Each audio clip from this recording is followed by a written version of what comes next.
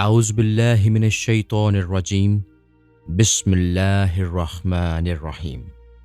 اللہم صلی علی سیدنا و مولانا محمد وعلی آل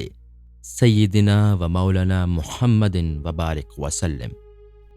باب نمبر 77۔ حضرت ابو الحسن خرقانی رحمۃ اللہ علیہ کے حالات و مناقب۔ تعارف: آپ طریقت و حقیقت کا سرچشمہ، فیوز و معرفت کا منبع و مخزن تھے، اور آپ کی عظمت و بزرگی مسلمہ تھی۔ حضرت بایزید بسطامی رحمۃ اللہ علیہ کا دستور یہ تھا کہ سال میں ایک مرتبہ مزارات شہداء کی زیارت کے لیے جایا کرتے تھے، اور جب خرقان پہنچتے تو فضا میں منہ اوپر اٹھا کر اس طرح سانس کھینچتے جیسے کوئی خوشبو سونگھنے کے لیے کھینچتا ہے۔ ایک مرتبہ مریدین نے پوچھا کہ آپ کس چیز کی خوشبو سونگھتے ہیں؟ ہمیں تو کچھ بھی محسوس نہیں ہوتا۔ آپ نے فرمایا کہ مجھے سرزمین خرقان سے ایک مرد کی خوشبو آئی ہے جس کی کنیت ابو الحسن اور نام علی ہے، اور کاشتکاری کے ذریعہ اپنے اہل و عیال کی رزق حلال سے پرورش کرے گا،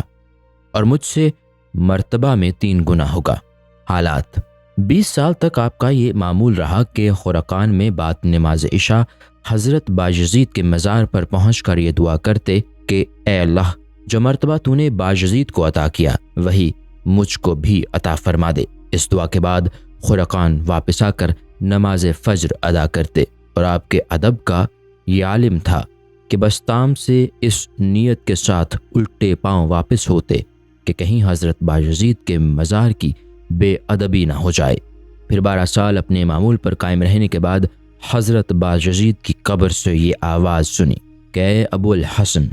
اب تیرا بھی دور آ گیا۔ آپ نے جواب دیا کہ میں تو قطعی امی ہونے کی وجہ سے علوم شرعیہ سے ناواقف ہوں، اس لیے میری ہمت افزائی فرمائیے۔ ندائی کہ مجھے جو کچھ مرتبہ حاصل ہوا ہے وہ صرف تمہاری ہی بدولت حاصل ہوا ہے۔ آپ نے جواب دیا کہ آپ تو مجھ سے 39 سال قبل دنیا سے رخصت ہو چکے ہیں۔ ندائی کہ یہ قول تو تمہارا درست ہے، لیکن حقیقت یہ ہے کہ جس وقت بھی میں سرزمین خرقان سے گزرتا تھا سو اس سرزمین سے آسمان تک ایک نور ہی نور نظر آتا تھا، اور میں اپنی ضرورت کے تحت 20 سال تک دعا کرتا رہا لیکن قبول نہیں ہوئی، اور مجھ کو یہ حکم دیا گیا کہ تو اس نور کو ہماری بارگاہ میں شفیع بنا کر پیش کرے تو تیری دعا قبول کر لی جائے گی۔ چنانچہ اس حکم پر عمل ہونے سے دعا قبول ہو گئی۔ چنانچہ اس واقعے کے بعد آپ خرقان واپس ہوئے تو صرف 24 یوم میں مکمل قرآن ختم کر لیا، لیکن بعض روایت میں یہ ہے کہ حضرت بایزید کے مزار سے ندا آئی کہ سورہ فاتحہ شروع کرو، اور جب آپ نے شروع کی تو خرقان تک پہنچنے تک پورا قرآن ختم کر لیا۔ ایک مرتبہ آپ اپنے باغ کی کھدائی کر رہے تھے تو وہاں سے چاندی برآمد ہوئی، تو آپ نے اس جگہ کو بند کر کے دوسری جگہ سے کھدائی شروع کی تو وہاں سے سونا برآمد ہوا، پھر تیسری جگہ سے مروارید اور چوتھی جگہ سے جواہرات برآمد ہوئے، لیکن آپ نے کسی کو بھی ہاتھ نہیں لگایا، اور فرمایا کہ ابو الحسن ان چیزوں پر فریفتہ نہیں ہو سکتا۔ یہ تو کیا اگر دین و دنیا دونوں بھی مہیا ہو جائیں جب بھی وہ تجھ سے انحراف نہیں کر سکتا۔ ہل چلاتے وقت جب نماز کا وقت آ جاتا تو آپ بیلوں کو چھوڑ کر نماز ادا کرتے، اور جب نماز پڑھ کر کھیت پر پہنچتے تو زمین تیار ملتی۔ ایک دفعہ شیخ المشائخ حضرت ابو العمر ابو عباس نے آپ سے کہا کہ چلو میں اور تم درخت پر چڑھ کر چھلانگ لگائیں۔ آپ نے فرمایا کہ چلیے،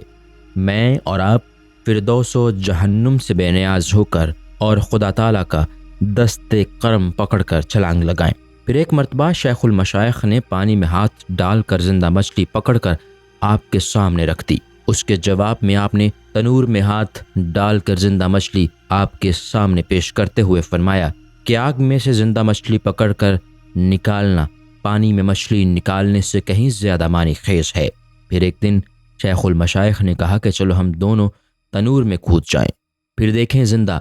کون نکلتا ہے۔ آپ نے فرمایا کہ اس طرح نہیں، بلکہ ہم دونوں اپنی نیستی میں غوطہ لگا کر دیکھیں کہ اللہ تعالیٰ کی ہستی سے کون باہر آتا ہے۔ یہ سن کر شیخ المشائخ نے سکوت اختیار کر لیا۔ شیخ المشائخ فرمایا کرتے تھے کہ ابو الحسن کے خوف کی وجہ سے مجھے 20 سال تک نیند نہیں آئی، اور جس مقام پر میں پہنچتا ہوں انہیں اپنے سے 4 قدم آگے ہی پاتا ہوں، اور 10 مرتبہ اس کی کوشش کی کہ کسی طرح سے ان سے قبل حضرت بایزید کے مزار پر پہنچ جاؤں، لیکن کامیاب نہ ہو سکا، کیونکہ خدا نے ان کو وہ طاقت عطا کی ہے کہ 3 میل کا راستہ لمحہ بھر میں طے کر کے بستام پہنچ جاتے ہیں۔ ایک مرتبہ آپ نے اپنی 4 انگلیاں پکڑ کر ایک انگلی کی طرف اشارہ کرتے ہوئے فرمایا کہ جو اس حدیث کا طالب ہے اس کا قبلہ یہی ہے، اور جب یہ مقولہ شیخ المشائخ کے سامنے بیان کیا گیا تو انہوں نے عبرت کے طور پر فرمایا کہ دوسرا قبلہ ظاہر ہو جانے کے بعد ہم قدیم قبلہ بند کیے دیتے ہیں۔ چنانچہ اسی سال حج کا راستہ بند کر دیا، اور جو لوگ سفر حج پر روانہ ہو چکے تھے ان میں سے کچھ واپس آ گئے اور کچھ کا انتقال ہو گیا۔ اور جب لوگوں نے پوچھا کہ حضرت شیخ المشائخ اتنے افراد کی موت کا ذمہ دار کون ہے، تو آپ نے فرمایا کہ جب ہاتھی زمین پر اپنا پہلو رگڑتا ہے تو مچھروں کی ہلاکت لازمی ہے۔ ایک مرتبہ کوئی جماعت کسی مخدوش راستے پر سفر کرنا چاہتی تھی۔ لوگوں نے آپ سے عرض کیا کہ ہمیں کوئی ایسی دعا بتا دیجیے جس کی وجہ سے ہم راستے کے مصائب سے محفوظ رہ سکیں۔ آپ نے فرمایا کہ جب تمہیں کوئی مصیبت پیش آئے تو مجھ کو یاد کر لینا، لیکن لوگوں نے آپ کے اس قول پر توجہ نہیں دی اور اپنا سفر شروع کر دیا، لیکن راستے میں ان کو ڈاکوؤں نے گھیر لیا۔ تو ایک شخص جس کے پاس مال و اسباب بہت زیادہ تھا، جب ڈاکو اس کی طرف متوجہ ہوئے تو اس نے صدق دلی سے آپ کا نام لیا، جس کے نتیجہ میں مال و اسباب سمیت لوگوں کی نظروں سے غائب ہو گیا۔ یہ دیکھ کر ڈاکوؤں کو بہت تعجب ہوا، مگر جن لوگوں نے آپ کو یاد نہیں کیا تھا وہ سب لوٹ لیے گئے۔ پھر ڈاکوؤں کی واپسی کے بعد وہ سب کی نظروں کے سامنے آ گیا، اور جب اس سے پوچھا گیا کہ تو کہاں غائب ہو گیا تھا تو اس نے کہا کہ میں نے سچے دل سے شیخ کو یاد کیا تھا، اور خدا نے اپنی قدرت سے مجھے سب کی نگاہوں سے پوشیدہ فرما دیا۔ اس واقعے کے بعد جب وہ جماعت خرقان واپس آئی تو حضرت ابو الحسن نے عرض کیا کہ ہم صدق سے خدا کو یاد کرتے رہے، اس کے باوجود بھی ہمارا مال لوٹ لیا گیا، لیکن جس شخص نے آپ کو یاد کیا وہ بچ گیا، اس کی کیا وجہ ہے؟ آپ نے فرمایا کہ تم صرف زبانی طور پر خدا کو یاد کرتے تھے، اور ابو الحسن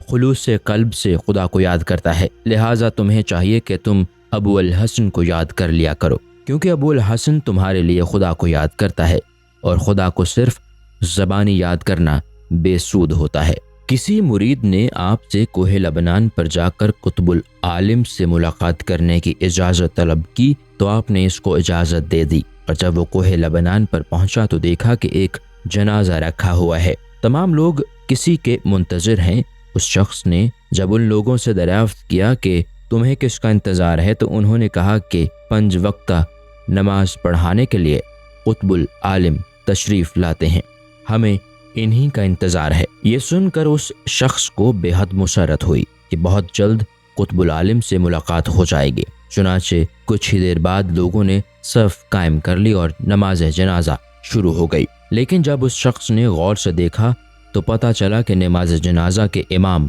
خود اس کے مرشد ابو الحسن ہیں۔ یہ دیکھ کر وہ مارے خوف کے بے ہوش ہو گیا، اور ہوش آنے کے بعد دیکھا تو لوگ جنازے کو دفن کر چکے تھے اور آپ کا کہیں پتہ نہیں تھا۔ پھر اس مرید نے اطمینان قلبی کے لیے پوچھا کہ امام صاحب کا کیا نام تھا؟ لوگوں نے کہا یہی تو قطب العالم حضرت ابو الحسن خرقانی تھے، اور اب نماز کے وقت پھر یہاں تشریف لائیں گے۔ چنانچہ وہ مرید انتظار میں رہا، اور جب آپ نماز پڑھ چکے تو اس کے بعد بڑھ کر سلام کر کے دامن تھام لیا، لیکن شدت خوف کی وجہ سے اس کی زبان سے ایک جملہ بھی نہیں نکلا۔ پھر آپ نے اس کو ہمراہ لے جاتے ہوئے فرمایا کہ تو نے یہاں جو کچھ دیکھا ہے اس کو کبھی زبان پر نہ لانا، کیونکہ میں نے خدا تعالیٰ سے عہد کیا ہے کہ مجھ کو مخلوق کی نگاہوں سے پوشیدہ رکھتے ہوئے مخلوق کو میرے مراتب سے آگاہ نہ فرمائے، سوائے حضرت بایزید بستامی کے جو مرنے کے بعد بھی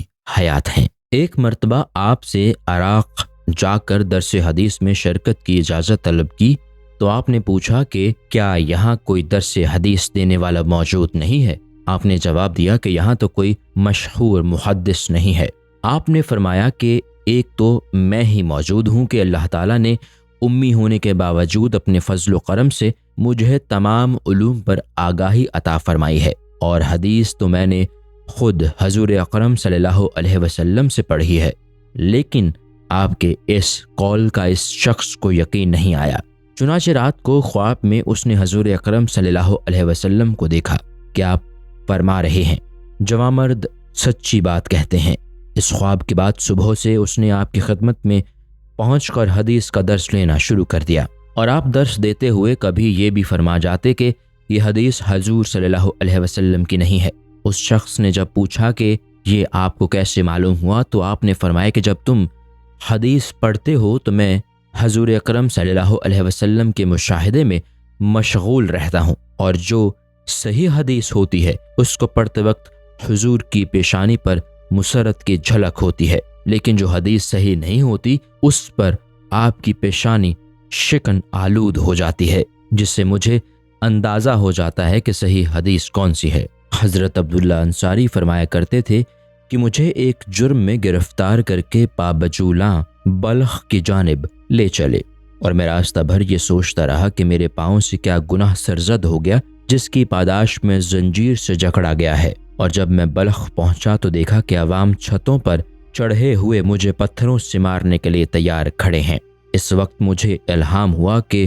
تو نے فلاں دن حضرت ابو الحسن کا مصلی بچھاتے ہوئے اس پر پاؤں رکھ دیا تھا، اور یہ اسی کی سزا ہے۔ چنانچہ میں نے اسی وقت توبہ کی کہ جس کے نتیجہ میں لوگ ہاتھوں میں پتھر لیے کھڑے رہے اور کسی میں مجھے مارنے کی جرأت نہ ہوئی، اور زنجیریں خود بخود ٹوٹ کر گر گئیں، اور حاکم نے میری رہائی کا حکم دے دیا۔ حضرت شیخ ابو سعید اپنے مریدین کے ہمراہ آپ کے یہاں مہمان ہوئے تو اس وقت گھر میں چند ٹکیوں کے سوا کچھ نہیں تھا، لیکن آپ نے اپنی بیوی کو حکم دیا کہ ان ٹکیوں پر ایک چادر ڈھانپ دو اور بقدر ضرورت صرف مہمانوں کے سامنے نکال کر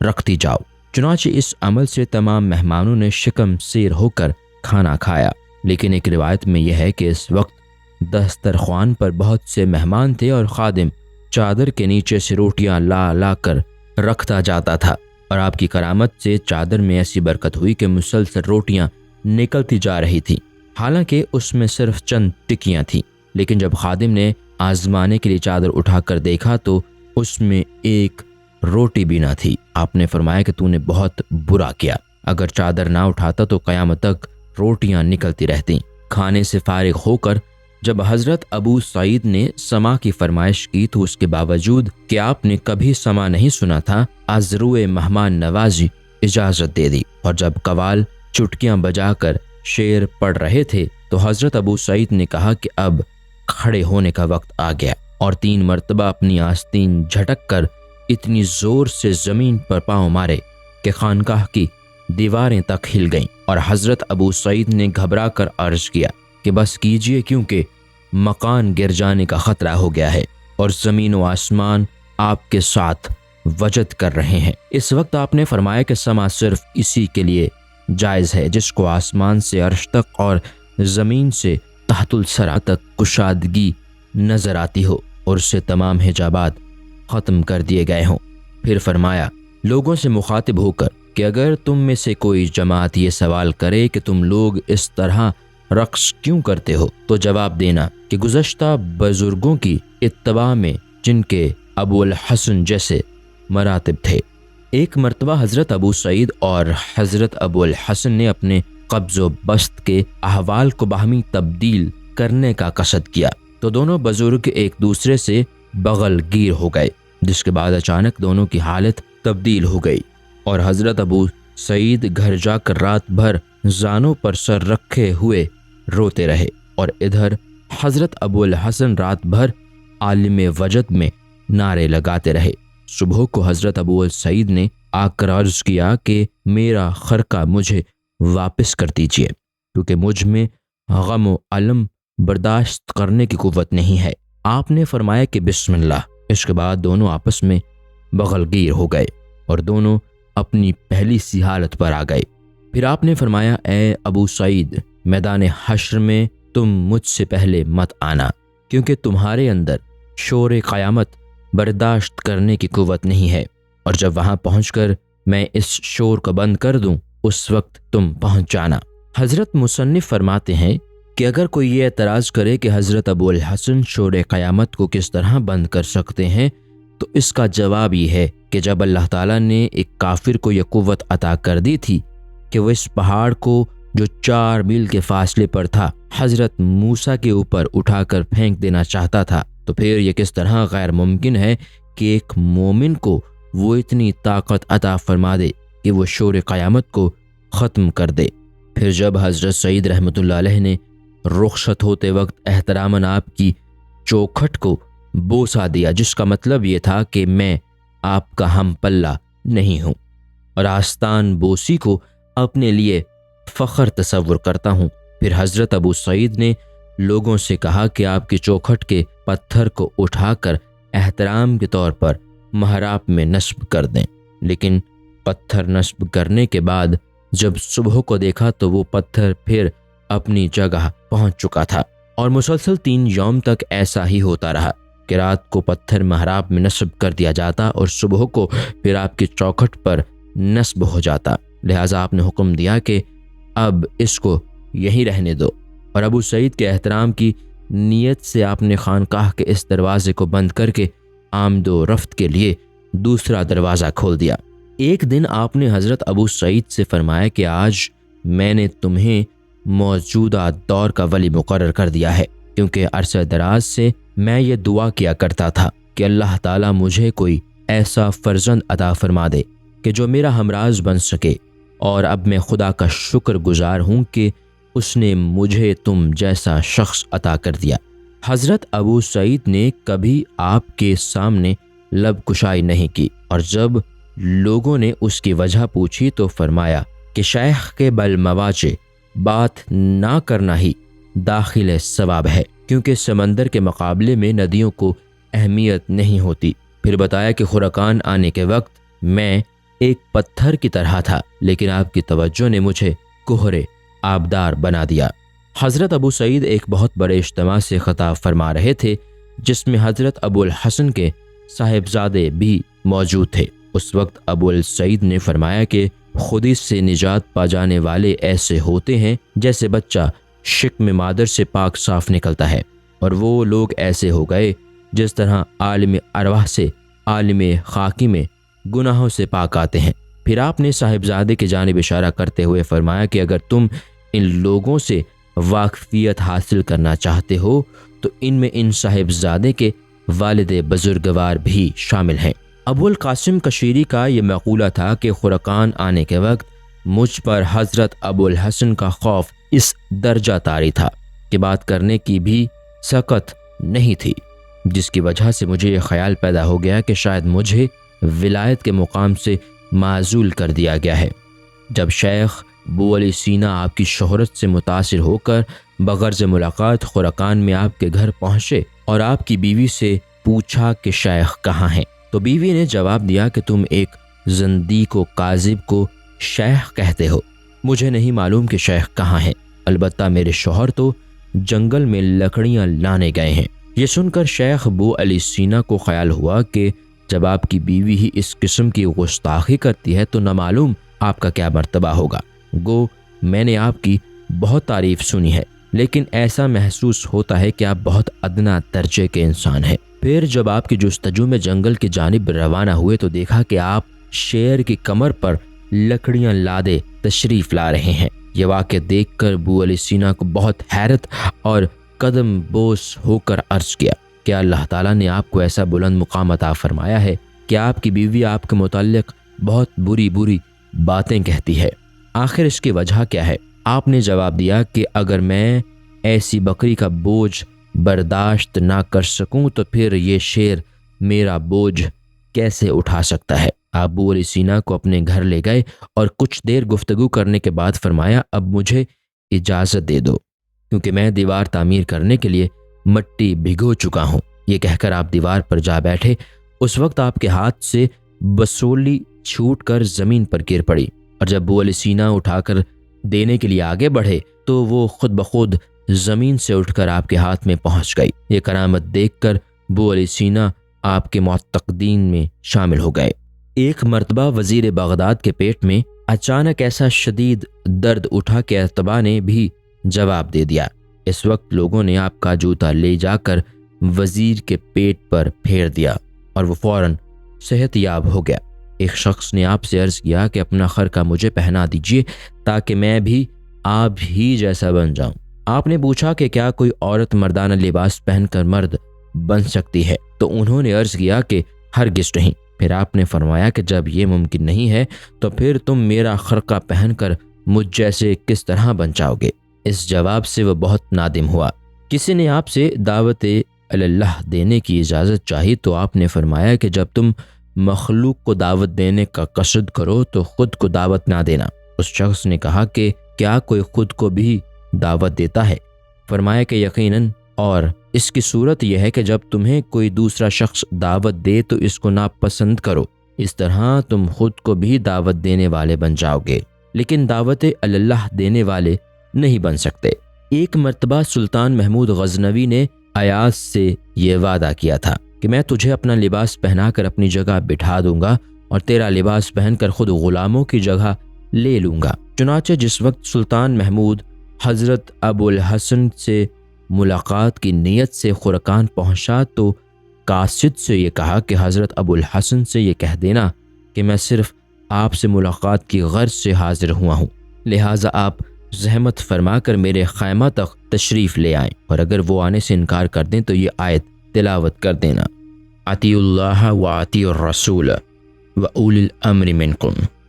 یعنی اللہ اور اس کے رسول کی اطاعت کے ساتھ اپنی قوم کے حاکم کی بھی اطاعت کرتے رہو۔ چنانچہ قاصد نے جب آپ کو پیغام پہنچایا تو آپ نے معذرت طلب کی، جس پر قاصد نے مذکورہ بالا آیت تلاوت کی۔ آپ نے جواب دیا کہ محمود سے کہہ دینا کہ میں تو اطیع اللہ میں ایسا غرق ہوں کہ اطیع الرسول میں بھی ندامت محسوس کرتا ہوں، ایسی حالت میں ولی المنکر کا تو ذکر ہی کیا ہے۔ یہ قول جس وقت قاصد نے محمود غزنوی کو سنایا تو اس نے کہا کہ میں انہیں معمولی قسم کا صوفی تصور کرتا تھا، لیکن معلوم ہوا کہ وہ تو بہت ہی کامل بزرگ ہیں، لہٰذا ہم خود ہی ان کی زیارت کے لیے حاضر ہوں گے۔ اور اس وقت محمود نے ایاز کا لباس پہنا اور 10 کنیزوں کو مردانہ لباس پہنا کر ایاز کو اپنا لباس پہنایا اور خود بطور غلام کے ان 10 کنیزوں میں شامل ہو کر ملاقات کرنے پہنچ گیا۔ گو آپ نے اس کے سلام کا جواب تو دے دیا لیکن تعظیم کے لیے کھڑے نہیں ہوئے، اور محمود جو غلام کے لباس میں ملبوس تھا اس کی جانب قطعی توجہ نہیں دی۔ اور جب محمود نے جواب دیا کہ یہ دام فریب تو ایسا نہیں ہے جس میں آپ جیسے شہباز پھنس سکیں، پھر آپ نے محمود کا ہاتھ تھام کر فرمایا کہ پہلے ان نامحرموں کو باہر نکال دو، پھر مجھ سے گفتگو کرنا۔ چنانچہ محمود کے اشارے پر تمام کنیزیں باہر واپس چلے گئیں، اور محمود نے آپ سے فرمائش کی کہ حضرت بایزید بسطامی کا کوئی واقعہ بیان فرمائیے۔ آپ نے فرمایا کہ حضرت بایزید کا قول یہ تھا کہ جس نے میری زیارت کر لی اس کو بدبختی سے نجات مل گئی۔ اس پر محمود نے پوچھا کہ کیا ان کا مرتبہ حضور اکرم صلی اللہ علیہ وسلم سے بھی زیادہ بلند تھا؟ اس لیے کہ حضور کو ابو جہل و ابو لہب جیسے منکرین نے دیکھا،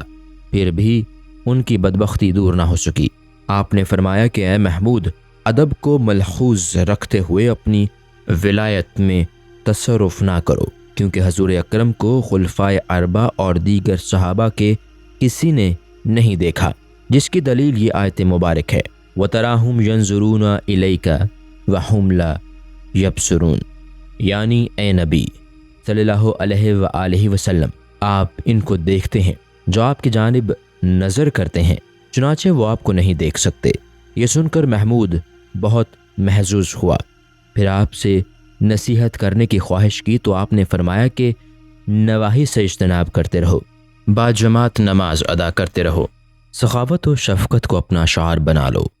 اور جب محمود نے دعا کی درخواست کی تو فرمایا کہ میں خدا سے ہمیشہ دعا کرتا ہوں کہ مسلمان مردوں اور عورتوں کی مغفرت فرما دے۔ پھر جب محمود نے عرض کیا کہ میرے لیے مخصوص دعا فرمائیے تو آپ نے کہا کہ اے محمود، تیری عاقبت محمود ہو۔ اور جب محمود نے اشرفیوں کا ایک توڑا آپ کی خدمت میں پیش کیا تو آپ نے جو کی خشک ٹکیا اس کے سامنے رکھ کر جواب دیا کہ اس کو کھاؤ۔ چنانچہ محمود نے جب توڑ کر منہ میں رکھا اور دیر تک چبانے کے باوجود بھی حلق سے نہ اترا تو آپ نے فرمایا کہ شاید نوالا تمہارے حلق میں اٹکا ہے۔ اس نے کہا ہاں، تو فرمایا کہ تمہاری یہ خواہش ہے کہ اشرفیوں کا یہ توڑا اسی طرح میرے حلق میں بھی اٹک جائے، لہٰذا اس کو واپس لے لو کیونکہ میں دنیاوی مال کو طلاق دے چکا ہوں۔ اور محمود کے بے حد اصرار کے باوجود بھی آپ نے اس میں سے کچھ نہ لیا۔ پھر محمود نے خواہش کی کہ مجھ کو بطور تبرک کے کوئی چیز عطا فرما دیں۔ اس پر آپ نے اس کو اپنا پیراہن دے دیا۔ پھر محمود نے رخصت ہوتے ہوئے عرض کیا کہ حضرت آپ کی خانقاہ تو بہت خوبصورت ہے۔ فرمایا کہ خدا نے تمہیں اتنی وسیع سلطنت بخش دی ہے، پھر بھی تمہارے اندر طمع باقی ہے اور اس جھونپڑی کا بھی خواہش مند ہے۔ پھر یہ سن کر اس کو بے حد ندامت ہوئی، اور جب وہ رخصت ہونے لگا تو آپ تعظیم کے لیے کھڑے ہو گئے۔ تو اس نے پوچھا کہ میری آمد کے وقت تو آپ نے تعظیم نہیں کی، پھر اب کیوں کھڑے ہو گئے؟ فرمایا کہ اس وقت تمہارے اندر شاہی تکبر موجود تھا اور میرا امتحان لینے آئے تھے، لیکن اب عجز و درویشی کی حالت میں واپس جا رہے ہو اور خورشید فقر تمہاری پیشانی پر رخشندہ ہے۔ اس کے بعد محمود رخصت ہو گیا۔ سومنات پر حملہ کرنے کے وقت جب محمود غزنوی کو غنیم کی بے پناہ قوت کی وجہ سے شکست کا خطرہ ہوا تو اس نے وضو کر کے نماز پڑھی اور آپ کا عطا کردہ پیراہن ہاتھ میں لے کر یہ دعا کی کہ اے خدا، اس پیراہن والے کے صدقہ میں مجھے فتح عطا فرما، اور جو مال غنیمت اس جنگ میں حاصل ہوگا وہ سب فقراء میں تقسیم کر دوں گا۔ چنانچہ اللہ نے اس کی دعا کو شرف قبولیت عطا فرمایا، اور جب وہ غنیم کے مقابلہ میں صف آرا ہوا تو غنیم اپنے باہمی اختلاف کی بنا پر خود ہی آپس میں لڑنے لگا، جس کی وجہ سے محمود کو مکمل فتح حاصل ہو گئی۔ اور رات کو محمود نے خواب میں حضرت ابو الحسن کو دیکھا کہ آپ فرما رہے ہیں کہ اے محمود، تو نے اس قدر معمولی شے کے لیے میرے خرقہ کے صدقے میں دعا کی۔ اگر تو اس وقت یہ دعا مانگتا کہ تمام عالم کے کفار اسلام قبول کر لیں اور دنیا سے کفر کا خاتمہ ہو جائے تو یقیناً تیری دعا قبول ہوتی۔ ایک رات آپ نے لوگوں سے فرمایا کہ اس وقت فلاں جنگل میں ایک قافلہ لوٹ کر قزاقوں نے بہت سے افراد کو مجروح کر دیا، لیکن یہ تعجب کی بات ہے کہ اسی شب کسی نے آپ کے صاحبزادے کا سر کاٹ کر گھر کی چوکھٹ پر رکھ دیا تھا اور آپ کو قطعی اس کا علم نہ ہوا۔ اور جب یہ دونوں واقعات آپ کی بیوی کے علم میں آئے تو اس نے آپ کی ولایت سے انکار کر دیا اور کہا کہ ایسے شخص کا ذکر ہرگز نہ کرنا چاہیے جس کو دور کی اطلاع تو ہو جائے لیکن گھر کے دروازے کا علم نہ ہو سکے۔ لیکن آپ نے یہ جواب دیا کہ جس وقت قافلہ لوٹا گیا اس وقت تمام حجابات میرے سامنے سے اٹھا دیے گئے تھے، اور جس وقت وہ لڑکے کو قتل کیا گیا اس وقت حجابات باقی تھے، جس کی وجہ سے مجھے اس کے قتل کا علم نہ ہو سکا۔ اور جب آپ کی بیوی نے لڑکے کا سر دروازے پر دیکھا تو شفقت مادری کی وجہ سے بے چین ہو کر روتے پیٹتے ہوئے اپنے بال کاٹ کر لڑکے کے سر پر ڈال دیے، اور انسانی تقاضے کے طور پر حضرت ابو الحسن کو بھی اپنے صاحبزادے کے قتل کا رنج ہوا، اور آپ نے بھی اپنی داڑھی کے بال صاحبزادے کے سر پر ڈالتے ہوئے بیوی سے فرمایا کہ یہ بیج ہم تم دونوں نے مل کر بویا تھا، اور تم نے اپنے بال کاٹ کر اور میں نے اپنی داڑھی کے بال اس کے سر پر ڈال دیے، اسی طرح ہم دونوں برابر ہو گئے۔ ایک مرتبہ مریدین سمیت آپ کو 7 یوم تک کھانا میسر نہ سکا تو 7ویں دن ایک آدمی آٹے کی بوری اور ایک بکری لے کر آیا اور آپ کے دروازے پر آواز دی کہ میں یہ چیزیں صوفیاء کے لیے لے کر حاضر ہوا ہوں۔ آپ نے مریدین سے فرمایا کہ مجھ میں تو صوفی ہونے کی صلاحیت نہیں ہے، لہٰذا تم میں سے جو صوفی ہو وہ جا کر لے لے۔ لیکن کسی نے اپنے صوفی ہونے کا دعویٰ نہیں کیا اور سب فاقہ سے بیٹھے رہے۔ آپ کے ایک اور بھائی بھی تھے، لہٰذا اگر آپ رات کو عبادت میں مشغول ہوتے تو دوسرے بھائی پوری رات ماں کی خدمت گزاری کرتے رہتے۔ ایک دن جب دوسرے بھائی کا نمبر ماں کی خدمت کرنے کا تھا تو اس نے آپ سے کہا کہ اگر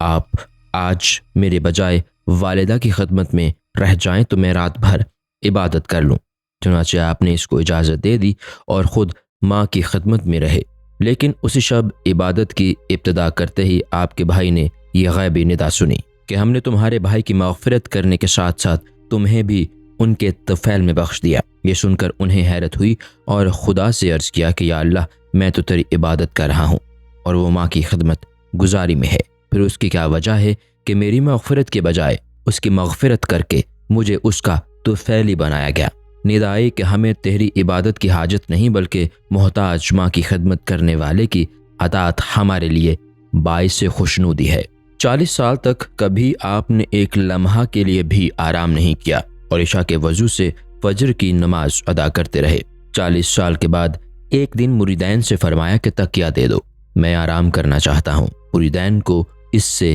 بہت حیرت ہوئی اور پوچھا کہ آج آپ آرام کے خواہاں کیوں ہوئے؟ فرمایا کہ آج میں نے خدا کی بے نیازی و استغنا کا مشاہدہ کر لیا ہے، حتیٰ کہ 30 سال تک اللہ تعالیٰ کے خوف کے سوا میرے قلب میں کوئی خیال نہیں آیا۔ ایک دن کوئی صوفی ہوا میں پرواز کرتا ہوا آپ کے سامنے آ کر اترا اور زمین پر پاؤں مار کر کہنے لگا کہ میں اپنے دور کا جنید و شبلی ہوں۔ آپ نے بھی کھڑے ہو کر زمین پر پاؤں مارتے ہوئے فرمایا کہ میں بھی خدائے وقت ہوں۔ حضرت مصنف فرماتے ہیں کہ اس قول کا مفہوم بھی وہی ہے جو ہم منصور کے قول ان الحق میں بیان کر چکے ہیں کہ وہ مقام محویت میں تھے، اور اگر محویت میں اولیاء کرام سے خلاف شرع بھی کوئی قول و فعل سرزد ہو تو ان کو برا بھلا نہ کہنا چاہیے، جیسا کہ حضور اکرم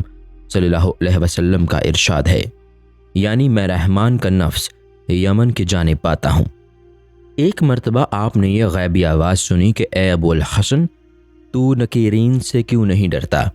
آپ نے فرمایا کہ جس طرح جوان مرد اونٹ کی گھنٹی سے خائف نہیں ہوتا، اسی طرح میں بھی مردوں سے خوف زدہ نہیں ہوتا۔ پھر ندا آئی کہ تو قیامت سے اور اس کی اذیت سے خوف زدہ کیوں نہیں ہوتا؟ آپ نے جواب دیا کہ جب تو مجھے زمین سے اٹھا کر میدان حشر میں کھڑا کرے گا تو میں ابو الحسنی لباس اتار کر بحر وحدانیت میں غوطہ لگاؤں گا تاکہ وحدانیت کے سوا کچھ باقی نہ رہے،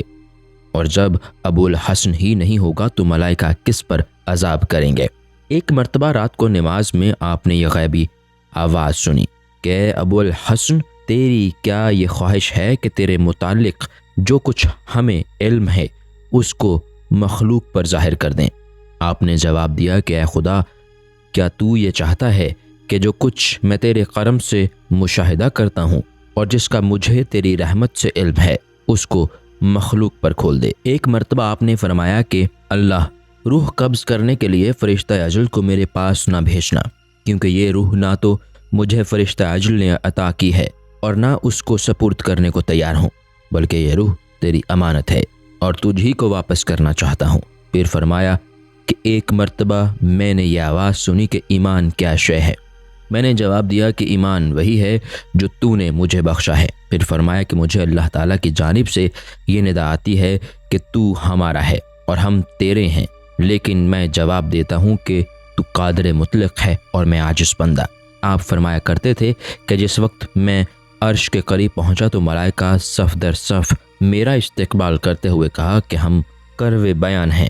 اور ایک جماعت نے کہا کہ ہم روحانیہ ہیں، لیکن میں نے جواب دیا کہ ہم الہیان ہیں۔ یہ سن کر ملائکہ بہت نادم ہوئے اور مشائخ کو میرے اس جواب سے مسرت حاصل ہوئی۔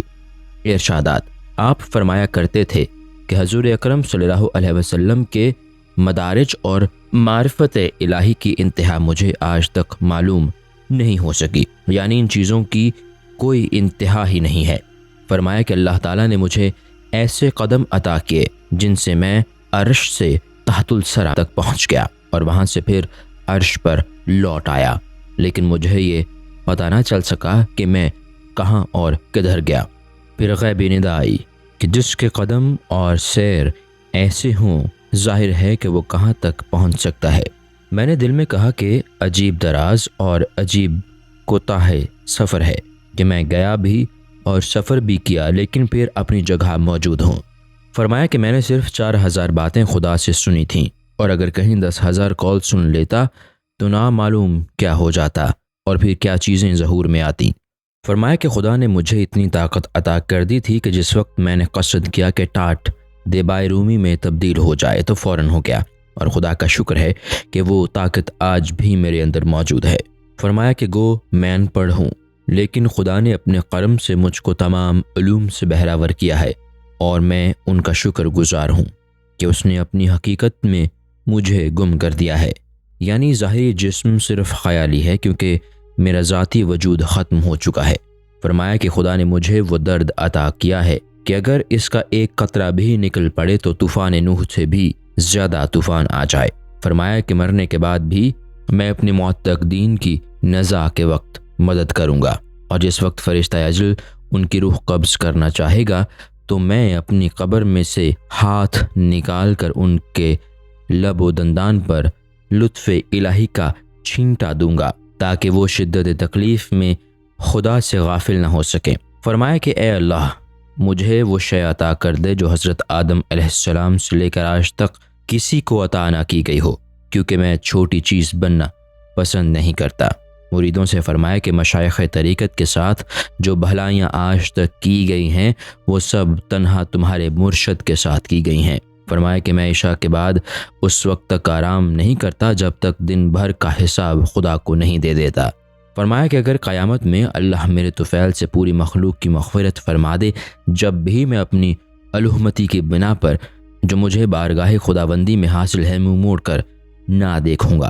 فرمایا کہ اے لوگو، تمہارا اس بندے کے متعلق کیا خیال ہے جس کو آبادی و ویرانہ کچھ بھی اچھا نہ لگتا ہو؟ لیکن یاد رکھو کہ اللہ نے ایسے بندے کو وہ مرتبہ عطا کیا ہے کہ قیامت میں اس کے دم سے ایسا نور پھیلے گا کہ آبادی اور ویرانے سب منور ہو جائیں گے، اور خدا اس کے صدقہ میں تمام مخلوق کی مغفرت فرما دے گا۔ حالانکہ وہ شخص دنیا میں کبھی دعا نہیں کرتا اور قیامت میں بھی کسی کی سفارش نہیں کرے گا۔ فرمایا کہ گوشہ تنہائی میں کبھی اللہ تعالیٰ مجھے ایسی قوت عطا کر دیتا ہے کہ اگر میں چاہوں تو ایک اشارے میں آسمان کو پکڑ کر کھینچ لوں، اور چاہوں تو دم زدن میں تحت الثری کی سیاحت کراؤں۔ فرمایا کہ میرا ہر فعل ایک کرامت ہے، حتیٰ کہ جب میں ہاتھ پھیلاتا ہوں تو ہوا میرے ہاتھ میں سونے کا ذرہ محسوس ہوتی ہے، جبکہ میں نے کبھی اظہار کرامت کے لیے ہوا میں ہاتھ نہیں پھیلایا، کیونکہ جو اظہار کرامت کے لیے ظہور کرامت کی خواہش کرتا ہے اس پر اللہ تعالیٰ کرامت کے دروازے بند کر دیتا ہے۔ فرمایا کہ جب تک تمہارے قلوب مردہ ہیں سکون نہیں مل سکتا۔ فرمایا کہ کرامت کا مفہوم یہ ہے کہ اگر درویش پتھر سے کوئی سوال کرے تو پتھر اس کو جواب دے۔ پھر فرمایا کہ لوگ تو اپنی منزل مقصود کے حصول کے لیے دن میں روزہ رکھتے ہیں اور رات کو عبادت کرتے ہیں، لیکن خدا نے مجھے اپنے کرم ہی سے منزل مقصود تک پہنچا دیا۔ فرمایا کہ جب میں شکم مادر میں 4 ماہ کا تھا اس وقت سے آج تک کی تمام باتیں یاد ہیں، اور جب مر جاؤں گا تو قیامت تک کا حال لوگوں سے بیان کرتا رہوں گا۔ فرمایا کہ میں جن و انس، ملائکہ اور چرند پرند سب سے زیادہ واضح نشانیاں بتا سکتا ہوں، کیونکہ خدا نے تمام چیزیں میرے سامنے کر دی ہیں، اور اگر اس کنارے سے لے کر اس کنارے تک کسی کی انگلی میں پھانس چبھ جائے تب مجھے اس کا حال معلوم رہتا ہے، اور اگر میں ان رازوں کو جو میرے اور خدا کے مابین ہیں مخلوق پر ظاہر کر دوں تو کسی کو یقین نہیں آ سکتا، اور جو انعامات خدا کے میرے اوپر ہیں سب اگر ان کا انکشاف کر دوں تو روئی کی طرح پوری مخلوق کے قلوب جل اٹھیں، اور میں ندامت محسوس کرتا ہوں کہ ہوش و حواس میں رہ کر خدا کے سامنے کھڑے ہو کر کچھ اور لب کشائی کروں، اور حضور اکرم صلی اللہ علیہ وسلم جس قافلہ کے میر کارواں ہوں میں خود کو اس قافلہ سے جدا کر لوں۔ فرمایا کہ خالق نے مخلوق کے لیے ایک ابتدا اور انتہا مقرر کی ہے۔ ابتدا تو یہ ہے کہ مخلوق دنیا میں جو اعمال کرتی ہے اس کی انتہا صلہ آخرت ہے، اور خدا نے میرے لیے ایک ایسا وقت عطا کیا ہے کہ دین و دنیا دونوں ہی اس وقت کے متمنی ہیں۔ فرمایا کہ میں فردوس و جہنم سے بے نیاز ہو کر صرف خدا کی عبادت کرتا ہوں اور اسی سے خوف زدہ رہتا ہوں، اور میں خاص بندوں سے اللہ تعالیٰ کی مخصوص باتیں اس لیے بیان نہیں کرتا کہ وہ اس رموز سے واقف نہیں، اور اپنی ذات سے اس لیے بیان نہیں کرتا کہ تکبر ہونے کا خطرہ ہے، اور خدا نے میرے زبان کو وہ طاقت بھی عطا نہیں کی جس کے ذریعہ میں اس کے بھیدوں کو ظاہر کر سکوں۔ فرمایا کہ میں تو شکم مادر ہی میں جل کر راکھ ہو چکا تھا، اور پیدائش کے وقت جلا اور پگھلا ہوا پیدا ہوا، اور جوانی سے قبل ہی بوڑھا ہو گیا۔ فرمایا کہ پوری مخلوق کے کشتی ہے اور میں اس کا ملاح ہوں، اور میں ہمیشہ اسی میں رہتا ہوں۔ فرمایا کہ خدا نے اپنے کرم سے وہ فکر عطا کی ہے جس کا ذریعہ میں پوری مخلوق کا مشاہدہ کرتا ہوں۔ پھر فرمایا کہ میں شب روز اسی کے شغل میں زندگی گزارتا رہا، جس کی وجہ سے میری فکر بینائی میں تبدیل ہو گئی، پھر شمع بنی، پھر انصبات، پھر ہیبت، پھر میں اس مقام تک پہنچ گیا کہ میری فکر حکمت بن گئی، اور جب میری توجہ شفقت مخلوق کی طرف مبذول ہوئی تو میں نے اپنے سے زیادہ کسی کو بھی مخلوق کے حق میں شفیق نہیں پایا۔ اس وقت میری زبان سے نکلا کہ کاش تمام مخلوق کے بجائے صرف مجھے موت آ جاتی اور تمام مخلوق کا حساب قیامت میں صرف مجھ سے لیا جاتا، اور جو لوگ سزا کے مستحق ہوتے ان کے بدلے میں صرف مجھے عذاب دے دیا جاتا۔ فرمایا کہ خدا اپنے محبوب بندوں کو اس مقام میں رکھتا ہے جہاں مخلوق کی رسائی نہیں ہو سکتی۔ فرمایا کہ اگر عوام کے سامنے خدا کے کرم کا ادنا سا بھی اظہار کر دوں تو سب لوگ مجھے پاگل کہنے لگیں، اور جو کچھ میں نے کھایا یا پیا، دیکھا سنا اور جو کچھ خدا نے تخلیق کیا مجھ سے پوشیدہ نہیں رکھا۔ فرمایا کہ خدا تعالیٰ کا مجھ سے یہ عہد ہے کہ میں تجھ کو اپنے نیک بندوں سے ملاؤں گا اور بدبختوں کی صورت بھی تجھے نظر نہیں پڑے گی۔ چنانچہ میں دنیا میں آج جن لوگوں سے ملاقات کر رہا ہوں قیامت میں بھی اسی طرح مسرت کے ساتھ ان سے ملاقات کروں گا۔ فرمایا کہ ایک مرتبہ میں نے خدا سے دعا کی کہ اب مجھے دنیا سے اٹھا لیا جائے تو آواز آئی کہ اے ابو الحسن، میں تجھے اسی طرح قائم رکھوں گا تاکہ میرے محبوب بندے تیری زیارت کر سکیں، اور جو اس سے محروم رہیں وہ تیرا نام سن کر غائبانہ تعلق قائم کر سکیں، اور میں نے تجھے اپنی پاکی سے تخلیق کیا ہے، اس لیے تجھ سے ناپاک بندے ملاقات نہیں کر سکتے۔ فرمایا کہ ہر عبادت کا ثواب معین ہے، لیکن اولیاء کرام کی عبادت کا ثواب نہ مقرر ہے نہ ظاہر، بلکہ خدا جتنا اجر دینا چاہے گا دے دے گا۔ اس سے اندازہ کیا جا سکتا ہے کہ جس عبادت کا اجر خدا کے دین پر موقوف ہو اس کے برابر کون سی عبادت ہو سکتی ہے۔ لہٰذا بندوں کو چاہیے کہ خدا کے محبوب بن کر ہر وقت اس کی عبادت میں مشغول رہیں۔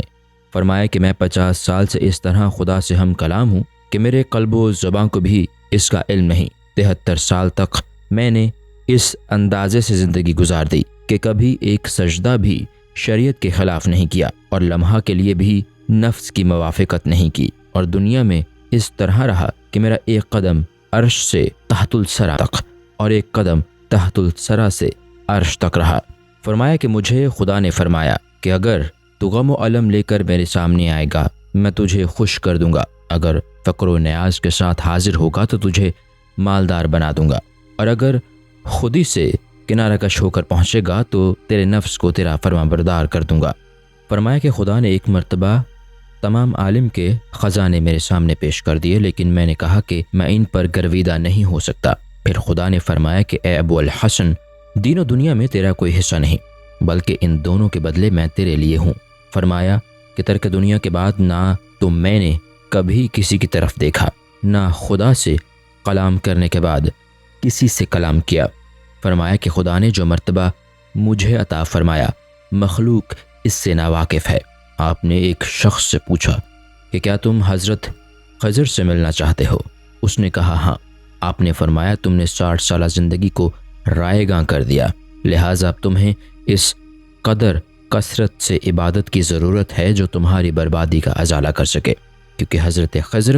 اور تم کو خدا نے تخلیق فرمایا ہے، اور تم خالق کو چھوڑ کر مخلوق سے ملاقات کے خواہش مند ہو، جبکہ مخلوق کا یہ فرض ہے کہ سب کو چھوڑ کر صرف خالق کی جانب رجوع کرے۔ میری حالت تو یہ ہے کہ جب سے مجھے خدا کی معیت حاصل ہوئی مجھے کبھی مخلوق کی صحبت کی تمنا نہیں ہوئی۔ فرمایا کہ مخلوق میری تعریف سے اس لیے قاصر ہے کہ جو کچھ بھی میری تعریف میں کہے گی میں اس کے برعکس ہوں۔ فرمایا کہ جب میں نے اپنی ہستی پر نظر ڈالی تب مجھے اپنی نیستی کا پتہ چلا، اور جب نیستی پر نگاہ ڈالی تو ندائے غیبی آئی کہ اپنی ہستی کا اقرار کر۔ میں نے عرض کیا کہ اے اللہ، تیرے سوا تیری ہستی کا کون اقرار کر سکتا ہے، جیسا کہ تو نے قرآن میں فرمایا ہے۔ جب خدا تعالیٰ نے یہ راستہ کشادہ کر دیا تو میں سال بسال اس راہ کی روشنی میں کفر سے ثبوت تک پہنچ گیا۔ فرمایا کہ خدا نے مجھ کو وہ جرأت و ہمت عطا کی ہے کہ میں ایک قدم میں ایسے مقام تک پہنچ سکتا ہوں جہاں ملائکہ کی رسائی بھی ممکن نہیں۔ پھر فرمایا کہ جب خودی سے میرا قلب متنفر ہو گیا تو میں نے اپنے آپ کو پانی میں گرا دیا، لیکن ڈوب نہ سکا، پھر آگ میں جھونکا مگر خاکستر نہ ہو سکا۔ پھر فنا ہونے کی نیت سے مکمل 4 ماہ 10 یوم تک کچھ نہیں کھایا، لیکن پھر بھی موت سے ہمکنار نہ ہو سکا،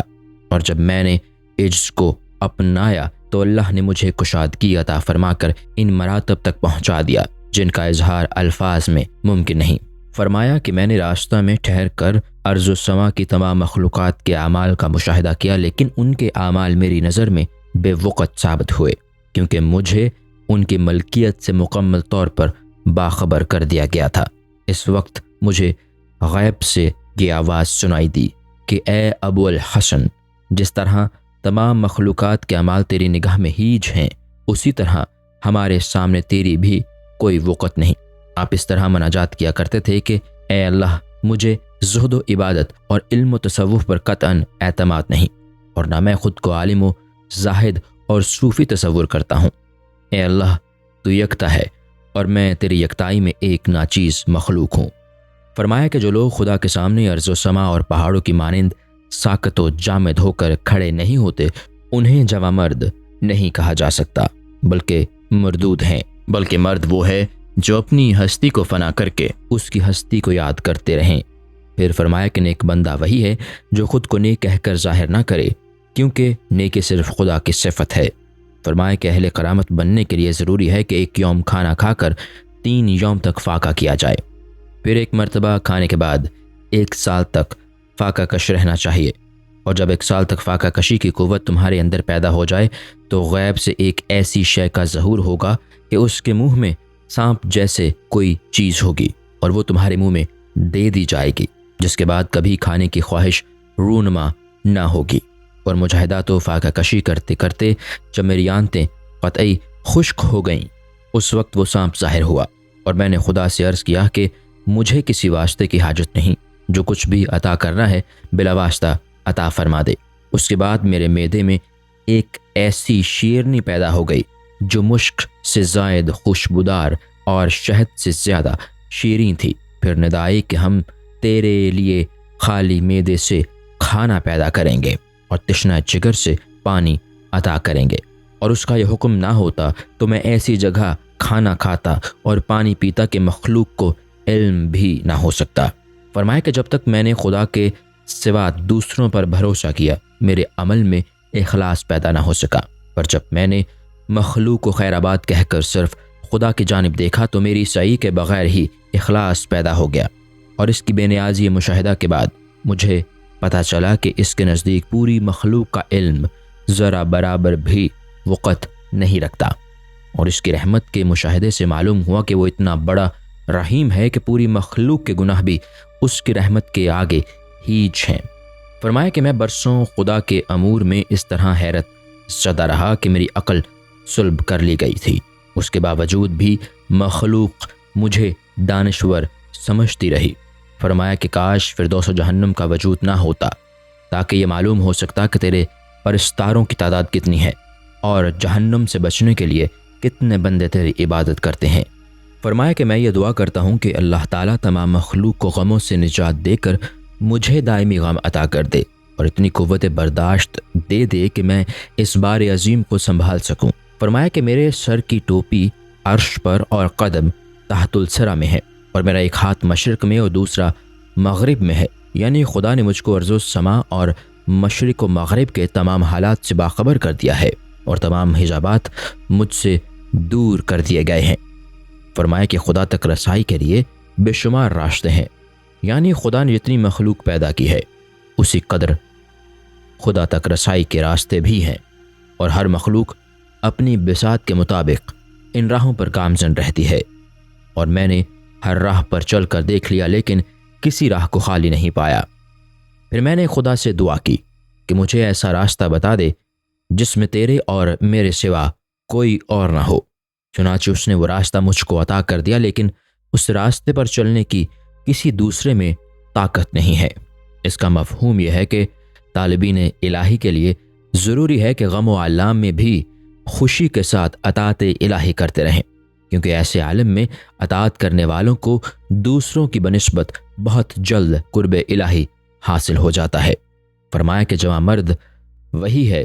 جس کو دنیا نامرد تصور کرتی ہو، اور جو دنیا کے نزدیک مرد ہوتا ہے وہ حقیقت میں نامرد ہے۔ فرمایا کہ میں نے ایک مرتبہ یہ ندا سنی کہ اے ابو الحسن، میرے احکام کی تعمیل کرتا رہ۔ میں ہی وہ زندہ رہنے والا ہوں جس کو کبھی موت نہیں، اور تجھے بھی حیات جاوداں عطا کر دوں گا۔ میری ممنوعہ چیزوں سے احتراز کرنا، کیونکہ میری سلطنت اتنی مستحکم ہے جس کو کبھی زوال نہیں، اور میں تجھ کو ایسا ملک عطا کر دوں گا جس کو کبھی زوال نہ ہوگا۔ فرمایا کہ جب میں نے خدا کی وحدانیت پر لب کشائی کی تو میں نے دیکھا کہ ارض و سما میرا طواف کر رہے ہیں، لیکن مخلوق کو اس کا قطعاً علم نہیں۔ فرمایا کہ میں نے یہ ندائے غیبی سنی کہ مخلوق ہم سے جنت کی طالب ہے، حالانکہ اس نے ابھی تک ایمان کا شکر بھی ادا نہیں کیا۔ مفہوم یہ ہے کہ شکر نعمت کے بغیر بندے کو طالب جنت نہ ہونا چاہیے، کیونکہ اس کے بغیر جنت کبھی نہیں ملتی۔ فرمایا کہ ہر صبح علماء اپنے علم کی زیادتی اور زہاد اپنے زہد میں زیادتی طلب کرتے ہیں، لیکن میں ہر صبح خدا سے ایسی شے طلب کرتا ہوں جس سے مومن بھائیوں کو مسرت حاصل ہو سکے۔ فرمایا کہ مجھ سے صرف وہی لوگ ملاقات کریں جو یہ ذہن نشین کر لیں کہ میں محشر میں سب سے قبل مسلمانوں کو جہنم سے نجات دلا لوں گا، اس کے بعد خود جنت میں جاؤں گا، اور جو شخص اس عزم میں نہ پختہ ہو اس کو چاہیے کہ نہ تو میری ملاقات کے لیے آئے اور نہ مجھے سلام کرے۔ فرمایا کہ خدا نے مجھے ایسی شے عطا کی ہے جس کی وجہ سے میں مردہ ہو چکا ہوں، اور اس کے بعد وہ زندگی دی جائے گی جس میں موت کا تصور تک نہ ہوگا۔ فرمایا کہ اگر میں علماء نیشاپور کے سامنے ایک جملہ بھی زبان سے نکال دوں تو وہ واز گوئی ترک کر کے کبھی ممبر پر نہ چڑھیں۔ فرمایا کہ میں نے خالق و مخلوق سے اس طرح صلح کر لی ہے کہ کبھی جنگ نہیں کروں گا۔ فرمایا کہ اگر مجھ کو مخلوق سے یہ خطرہ نہ ہوتا کہ میں حضرت باجزید کے مرتبہ تک پہنچ گیا ہوں تو وہ بات باجزید نے اللہ تعالیٰ سے کہی ہے مخلوق کے سامنے بیان کر دیتا، اس لیے کہ جہاں تک باجزید کی فکر پہنچتی ہے وہاں میرا قدم کیا ہے، اور خدا نے ان سے کہیں زیادہ مجھے مراتب عطا فرمائے ہیں، کیونکہ باجزید کا قول تو یہ ہے نہ کہ میں مقیم ہوں اور نہ مسافر، اور میرا قول یہ ہے کہ میں خدا کی وحدانیت میں مقیم ہوں اور اس کی یکتائی میں سفر کرتا ہوں۔ فرمایا کہ جس دن سے خدا تعالیٰ نے میری خودی کو دور فرما دیا ہے، جنت میری خواہش مند ہے اور جہنم مجھ سے دور بھاگتی ہے، اور اس مقام پر خدا نے مجھے پہنچا دیا ہے اگر اس میں فردوس اور جہنم کا گزر ہو جائے تو دونوں اپنے باشندوں سمیت اس میں فنا ہو جائیں۔ فرمایا کہ مخلوق تو وہ باتیں بیان کرتی ہے جس کا تعلق خالق و مخلوق سے ہے، لیکن میں وہ بات بیان کرتا ہوں جو خدا کی ابو الحسن کے ساتھ ہوتی ہے۔ فرمایا چونکہ میرے والدین نسل آدم سے تھے اس لیے ان کو آدمی کہا جاتا ہے، لیکن میرا مقام وہ ہے جہاں نہ آدم ہے نہ آدمی۔ پھر فرمایا کہ جس نے ہر حال میں مجھ کو زندہ پایا ہے وہ صرف حضرت باجزید ہیں، لیکن ایک مرتبہ آپ نے یہ آیت تلاوت فرمائی، یعنی تیرے رب کی گرفت بہت شدید ہے۔ پھر فرمایا کہ میری گرفت اس کی گرفت سے بھی شدید ترین ہے، اس لیے کہ وہ مخلوق کو پکڑتا ہے اور میں نے اس کا دامن پکڑ رکھا ہے۔ فرمایا کہ میرے قلب پر عشق کا ایسا غم ہے کہ پوری دنیا میں کوئی بھی اس کی تہ تک نہیں پہنچ سکتا۔ فرمایا کہ اللہ تعالیٰ قیامت میں مجھے اپنے قریب بلا کر فرمائے گا کہ کیا طلب کرتا ہے؟ میں عرض کروں گا یا اللہ میں ان لوگوں کو طلب کرتا ہوں جو میرے زمانے میں دنیا میں میرے ہمراہ تھے، اور ان لوگوں کو جو میری وفات کے بعد میرے مزار کی زیارت کو آتے رہے، اور ان لوگوں کو جنہوں نے میرا نام سنا یا نہیں سنا۔ اس وقت باری تعالیٰ فرمائے گا چونکہ دنیا میں تو نے ہمارے احکام کے مطابق کام کیے اس لیے آج ہم تیری بھی بات مان لیتے ہیں۔ اور جب سب لوگوں کو میرے سامنے لایا جائے گا تو حضور اکرم ارشاد فرمائیں گے کہ اگر تو چاہے تو اپنے آگے تیرے لیے جگہ خالی کر دوں، لیکن میں عرض کروں گا کہ حضور میں تو دنیا میں بھی آپ کی اتباع کرتا رہا ہوں اور یہاں بھی آپ ہی کا تابع ہوں۔ پھر حکم الہی سے ملائکہ ایک نورانی فرش بچھا دیں گے جس پر میں کھڑا ہو جاؤں گا، اور حضور اکرم امت کے ان بزرگوں کو حاضر فرمائیں گے جن کا ثانی پیدا نہیں ہوا، اور خدا تعالیٰ ان کے مقابلے میں مجھ کو کھڑا کر کے فرمائے گا اے ہمارے محبوب وہ سب تمہارے مہمان ہیں لیکن یہ ہمارا مہمان ہے۔ فرمایا کہ جن لوگوں نے میرا کلام سن لیا یا آئندہ سنیں گے ان کا معمولی درجہ یہ ہوگا کہ قیامت میں وہ بلا شبہ بخش دیے جائیں گے۔ فرمایا کہ اے اللہ تیرے نبی نے مجھے تیری دعوت دی اور میں ان کے سوا تمام مخلوق کو تیری دعوت دی۔ فرمایا کہ قیامت میں مخلوق کا ایک دوسرے سے ناطہ ختم ہو جائے گا لیکن میرا جو رشتہ خدا سے قائم ہے وہ نہیں ختم ہوگا۔ فرمایا کہ محشر میں تمام انبیاء کرام منبر نور پر جلوہ افروز ہوں گے اور تمام اولیاء کرام کی کرسیاں نورانی ہوں گی تاکہ مخلوق انبیاء و اولیاء کا نظارہ کر سکے، لیکن ابو الحسن فرش یکتائی پر بیٹھے گا تاکہ خدا تعالیٰ کا نظارہ کر سکے۔ فرمایا کہ صرف مقامات طے کر لینے سے قرب الہی حاصل نہیں ہو جاتا، بلکہ بندے نے جو کچھ خدا تعالیٰ سے لیا ہے اس کو واپس کر دے، یعنی فنا ہو جائے، کیونکہ فنائیت کے بعد ہی ذات خداوندی سے آگاہی حاصل ہو سکتی ہے۔ فرمایا کہ میں اللہ تعالیٰ سے کہتا ہوں کہ مجھے وہ مقام عطا نہ کر جس میں تیرے سوا میری خودی کا وجود باقی رہ جائے۔ فرمایا کہ آزار پہنچانے والے سے مخلوق دور بھاگتی ہے، اور اے اللہ میں تجھے ہمیشہ آزردہ کیے رکھتا ہوں، پھر بھی تو میرے نزدیک ہے جس کا میں کسی طرح شکر ادا نہیں کر سکتا۔ اے اللہ میں نے اپنی ہر شے تیرے راہ میں قربان کر دی، حتیٰ کہ جس شے پر تیری ملکیت تھی اس کو بھی خرچ کر دیا۔ اب تو یہ خواہش ہے کہ میرے وجود کو ختم کر دے تاکہ تو باقی رہ جائے۔ فرمایا کہ میں 40 قدم چلا، جن میں سے ایک قدم عرش سے تحت الثری تک تھا اور باقی قدموں کے متعلق کچھ نہیں کہہ سکتا۔ پھر فرمایا کہ اللہ میری تخلیق صرف تیرے لیے ہے، لہٰذا مجھے کسی دوسرے کے دام میں گرفتار نہ کرنا۔ اے اللہ بہت سے بندے نماز و طاعت کو اور بہت سے جہاد و حج کو اور بہت سے علم و سجادگی کو پسند کرتے ہیں، لیکن مجھے ایسا بنا دے کہ میں تیرے سوا کسی شے کو پسند نہ کر سکوں۔ فرمایا کہ اے اللہ مجھے ایسے بندے سے ملا دے جو تیرا نام لینے کے لیے حق کی طرح لیتے ہوں، تاکہ میں بھی اس کی صحبت سے فیض یاب ہو سکوں۔ فرمایا کہ محشر میں راہ مولا میں جاں فدا کرنے والے شہداء کی ایک جماعت ہوگی، لیکن میں ایسا شہید اٹھوں گا جس کا مرتبہ ان سب شہداء سے بلند ہوگا، کیونکہ مجھے خدا کے شوق شمشیر نے قتل کیا ہے، اور میں ایسا اہل درد ہوں جس کا درد ہستی کی بقا تک قائم رہے گا۔ فرمایا کہ صوم و صلات کے پابند تو بہت ہوتے ہیں، مگر جمع مردی وہی ہے جو 60 سالہ زندگی اس طرح گزار دے کہ اس کے اعمال نامہ میں کچھ درج نہ کیا جائے، اور اس مرتبہ کے بعد بھی خدا سے نادم رہتے ہوئے عجز سے کام لے۔ فرمایا کہ بنی اسرائیل میں 2 افراد ایسے تھے جن میں سے ایک مسلسل 1 سال تک سجدے میں پڑا رہتا تھا اور دوسرا 2 سال تک سجدے میں رہتا تھا، لیکن امت محمدی کی ایک لمحہ کی فکر و مشاہدہ ان دونوں کی 2 سال کی عبادت سے کہیں زیادہ ہے۔ پھر فرمایا کہ جب تم اپنے قلب کو موج دریا کی طرح پانے لگو گے تو اس میں سے ایک آگ نمودار ہوگی، اور جب تم خود کو اس میں جھونک کر راکھ بن جاؤ گے تو تمہاری راکھ سے ایک درخت نکلے گا اور اس میں پھلوں کی بجائے ثمر بقا نکلے گا، اور اس کو کھاتے ہی تم وحدانیت میں فنا ہو جاؤ گے۔ فرمایا کہ خدا نے ایسے بندے تخلیق کیے ہیں کہ جن کا قلب نور توحید سے اس طرح منور کر دیا گیا ہے کہ اگر ارض و سما کی تمام اشیاء اس نور میں سے گزریں تو وہ سب کو جلا کر رکھ دے۔ مفہوم یہ ہے کہ خدا نے ایسے بندے پیدا کیے ہیں جن کو یاد الہی کے سوا کسی شے سے سروکار نہیں۔ فرمایا کہ جو راز قلب اولیاء میں نہاں ہوتے ہیں، اگر وہ ان میں سے ایک راز بھی ظاہر کر دیں تو آسمان و زمین کی تمام مخلوق پریشان ہو جائے۔ فرمایا کہ خدا کے ایسے بندے بھی ہیں کہ جب وہ لحاف اوڑھ کر لیٹ جاتے ہیں تو چاند تاروں کی رفتار تک ان کو نظر آتی رہتی ہے، اور ملائکہ بندوں کی نیکی اور بدی لے کر آسمان پر جاتے ہیں، وہ بھی نظر آتے ہیں، یعنی خدا تعالیٰ اپنے کرم سے تمام حجابات ان کی نگاہوں سے اٹھا دیتا ہے۔ فرمایا کہ دوست کے پاس پہنچ کر عالم محویت میں خود بھی گم ہو جاتا ہے۔ فرمایا کہ روح کی مثال ایسے مرغ کی طرح ہے جس کا ایک بازو مشرق اور دوسرا مغرب میں ہے اور قدم تحت الثری میں۔ فرمایا کہ جس کے قلب میں مغفرت کی طلب ہو وہ دوستی کے قابل نہیں۔ فرمایا کہ اہل اللہ کا راز یہ ہے کہ نہ تو وہ دین دنیا میں کسی پر ظاہر کریں اور نہ خدا تعالیٰ اس پر کسی کو ظاہر ہونے دے۔ فرمایا کہ جب حضرت موسیٰ ہی سے یہ فرما دیا گیا کہ تو ہمیں ہرگز نہیں دیکھ سکتا تو پھر اس کا مشاہدہ کرنے کی کس میں مجال ہے،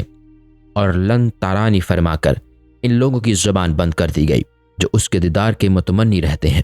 فرمایا کہ خدا نے اہل اللہ کے قلوب پر ایسا بار رکھ دیا ہے کہ اگر اس کا ایک ذرہ بھی مخلوق پر ظاہر ہو جائے تو فنا ہو جائے گا، لیکن خدا تعالیٰ چونکہ خود ان کی نگرانی فرماتا رہتا ہے جس کی وجہ سے وہ اس بار کو اٹھانے کے قابل رہتے ہیں، اور اگر خدا تعالیٰ ان کی نگہداشت سے دستبردار ہو جائے تو ان کے اعضاء ٹکڑے ٹکڑے ہو جائیں اور کسی طرح بھی اس بوجھ کو برداشت نہ کر سکیں کہ جب خدا کے مخصوص بندے اس کو پکارتے ہیں تو چرند پرند خاموش ہو جاتے ہیں، اور کبھی ایسا بھی ہوتا ہے کہ وہ پرندے ذکر الہی میں مشغول ہوتے ہیں تو پوری کائنات خوف سے لرزہ براندام ہو جاتی ہے۔ اور اولیاء کرام پر 3 وقت ایسے بھی آتے ہیں: اول انقباض روح کے وقت ملک الموت، دوم اندراج اعمال کے وقت کرامن کاتبین سوم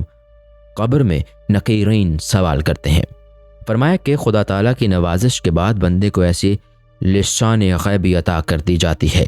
کہ جو کچھ بھی اس زبان سے نکال دیتا ہے اس کی تکمیل ہوتی ہے۔ فرمایا کہ جب تک مجھے یہ ایقان کامل نہیں ہو گیا کہ میرا رزق خدا کے پاس ہے، اس وقت تک میں اپنی کوشش سے نہیں ہٹا، اور جس وقت مجھے یہ یقین نہیں ہو گیا کہ مخلوق ہر شے سے عاجز ہے،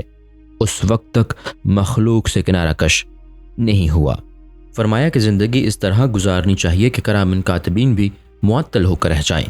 اور خدا کے سوا کسی پر اظہار اعمال نہ ہو سکے، اور اس طرح زندگی بسر نہ کر سکو تو کم از کم اس طرح زندگی گزارو کہ رات میں کرامن کاتبین کو چھٹی مل جائے اور پوری رات خدا کے سوا تمہارے امور سے کوئی آگاہ نہ ہو سکے۔ اور سب سے ادنا درجہ زندگی بسر کرنے کا یہ ہے کہ جب کرامن کاتبین بارگاہ خداوندی میں حاضر ہوں تو عرض کریں کہ تیرے فلاں بندے نے نیکی کے سوا کوئی برا کام نہیں کیا۔ فرمایا کہ اہل اللہ کے غم اور خوشی من جانب اللہ ہوا کرتے ہیں۔ پھر فرمایا کہ خدا کے سوا مخلوق سے کوئی تعلق نہ رکھو، کیونکہ صرف دوست سے تعلق رکھا جاتا ہے اور خدا سے بڑھ کر کوئی دوست نہیں ہو سکتا۔ پھر فرمایا کہ خدا نے کچھ بندوں کو وہ طاقت عطا کی ہے کہ جو ایک شب روز میں مکہ معظمہ پہنچ کر لوٹ بھی آتے ہیں، اور بعض ایک لمحہ میں یہ فاصلہ طے کر لیتے ہیں۔ فرمایا کہ جب اللہ تعالیٰ بندے کو مخلوق سے جدا کر کے فکر مخلوق سے بے نیاز ہو جاتا ہے تو اس کو وہ قرب عطا کرتا ہے کہ اس بندے کو مخلوق اور اس کے لوازمات سے کوئی تعلق باقی نہیں رہتا۔ فرمایا کہ اللہ تعالیٰ بعض بندوں کو اس مقام پر پہنچا دیتا ہے جہاں سے وہ تمام مقامات کے مشاہدات کرتے رہتے ہیں، اور بعض بندوں کو وہ مراتب عطا کرتا ہے کہ وہ ان کے ذریعے لوح محفوظ کا بھی مشاہدہ کر سکتے ہیں۔ فرمایا کہ میں نے تمام مشائخ کی خدمت میں وقت گزارا، لیکن کسی کو اپنا مرشد اس لیے نہیں بنایا کہ میرا مرشد صرف اللہ تعالیٰ ہے۔ کسی دانش مند نے آپ سے سوال کیا کہ عقل و ایمان اور معرفت کا مقام کون سا ہے؟ آپ نے فرمایا کہ پہلے تم مجھے ان چیزوں کا رنگ بتا دو، پھر میں ان کا مقام بھی بتا دوں گا۔ وہ شخص آپ کا جواب سن کر رونے لگا۔ پھر کسی نے پوچھا کہ واصل باللہ کون لوگ ہوتے ہیں؟ فرمایا کہ حضور اکرم صلی اللہ علیہ وسلم کے بعد کسی کو یہ مرتبہ حاصل نہیں ہوا، کیونکہ یہ مرتبہ محبوب خدا کے سوا کسی کو حاصل نہیں ہوا اور کسی کو حاصل نہیں ہو سکتا۔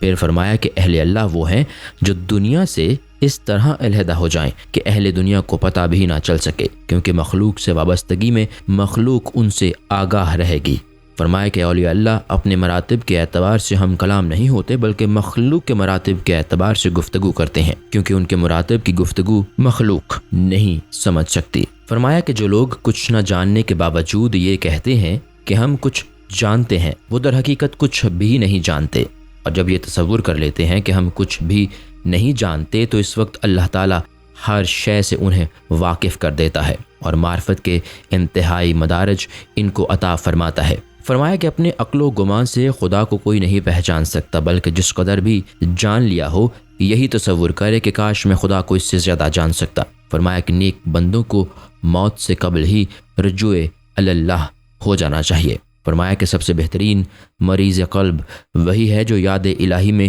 بیمار ہوا ہو، کیونکہ جو اس کی یاد میں مریض ہوتا ہے وہ شفا یاب بھی ہو جاتا ہے۔ فرمایا کہ صدق دلی سے عبادت کرنے والوں کو خدا تعالیٰ اپنے کرم سے ان تمام اشیاء کا مشاہدہ کرا دیتا ہے جو قابل دید ہوتی ہیں، اور وہ باتیں بتا دیتا ہے جو سماعت کے لائق ہوتی ہیں۔ فرمایا کہ راہ مولا میں ایک ایسا بازار بھی ہے جس کو شجاعان طریقت کا بازار کہا جاتا ہے، اور اس میں ایسی ایسی حسین صورتیں ہیں کہ سالکین وہاں پہنچ کر قیام کرتے ہیں۔ وہ حسین صورتیں یہ ہیں: کرامت، اطاعت، ریاضت، عبادت، زہد۔ فرمایا کہ دین و دنیا اور جنت کی راحتیں ایسی چیز ہیں کہ ان میں پڑ جانے والا خدا سے دور ہو جاتا ہے اور کبھی اس کا قرب حاصل نہیں کر سکتا۔ لہٰذا بندے کو چاہیے کہ مخلوق سے کنارہ کش ہو کر یاد الہی میں گوشہ نشینی اختیار کرے اور سجدے میں گر کر بحر کرم کو عبور کر جائے اور خدا کے سوا ہر شے کو اس طرح نظر انداز کرتا جائے کہ اس کی وحدانیت میں گم ہو کر اپنے وجود کو فنا کر دے۔ فرمایا کہ علم کی دو قسمیں ہیں، اول ظاہری، دوم باطنی۔ علم ظاہری کا تعلق علماء سے ہے اور علم باطنی علماء باطن کو حاصل ہوتا ہے، لیکن علم باطل سے بھی فزوں تر وہ علم ہے جس کا تعلق اللہ تعالیٰ سے سربستہ رازوں سے ہے اور جس کی مخلوق کو ہوا تک نہیں لگ سکتی۔ پھر فرمایا کہ دنیا طلب کرنے والوں پر دنیا حکمران بن جاتی ہے اور تارک الدنیا دنیا پر حکومت کرتا ہے۔ فرمایا کہ فقیر وہی ہے جو دنیا سے بے نیاز ہو جائے، کیونکہ یہ دونوں چیزیں فقر سے کم درجہ کی ہیں اور قلب کا دونوں سے کسی قسم کا واسطہ نہیں۔ فرمایا کہ جب اللہ تعالیٰ اوقات نماز سے قبل تم سے نماز کا طالب نہیں ہوتا تو پھر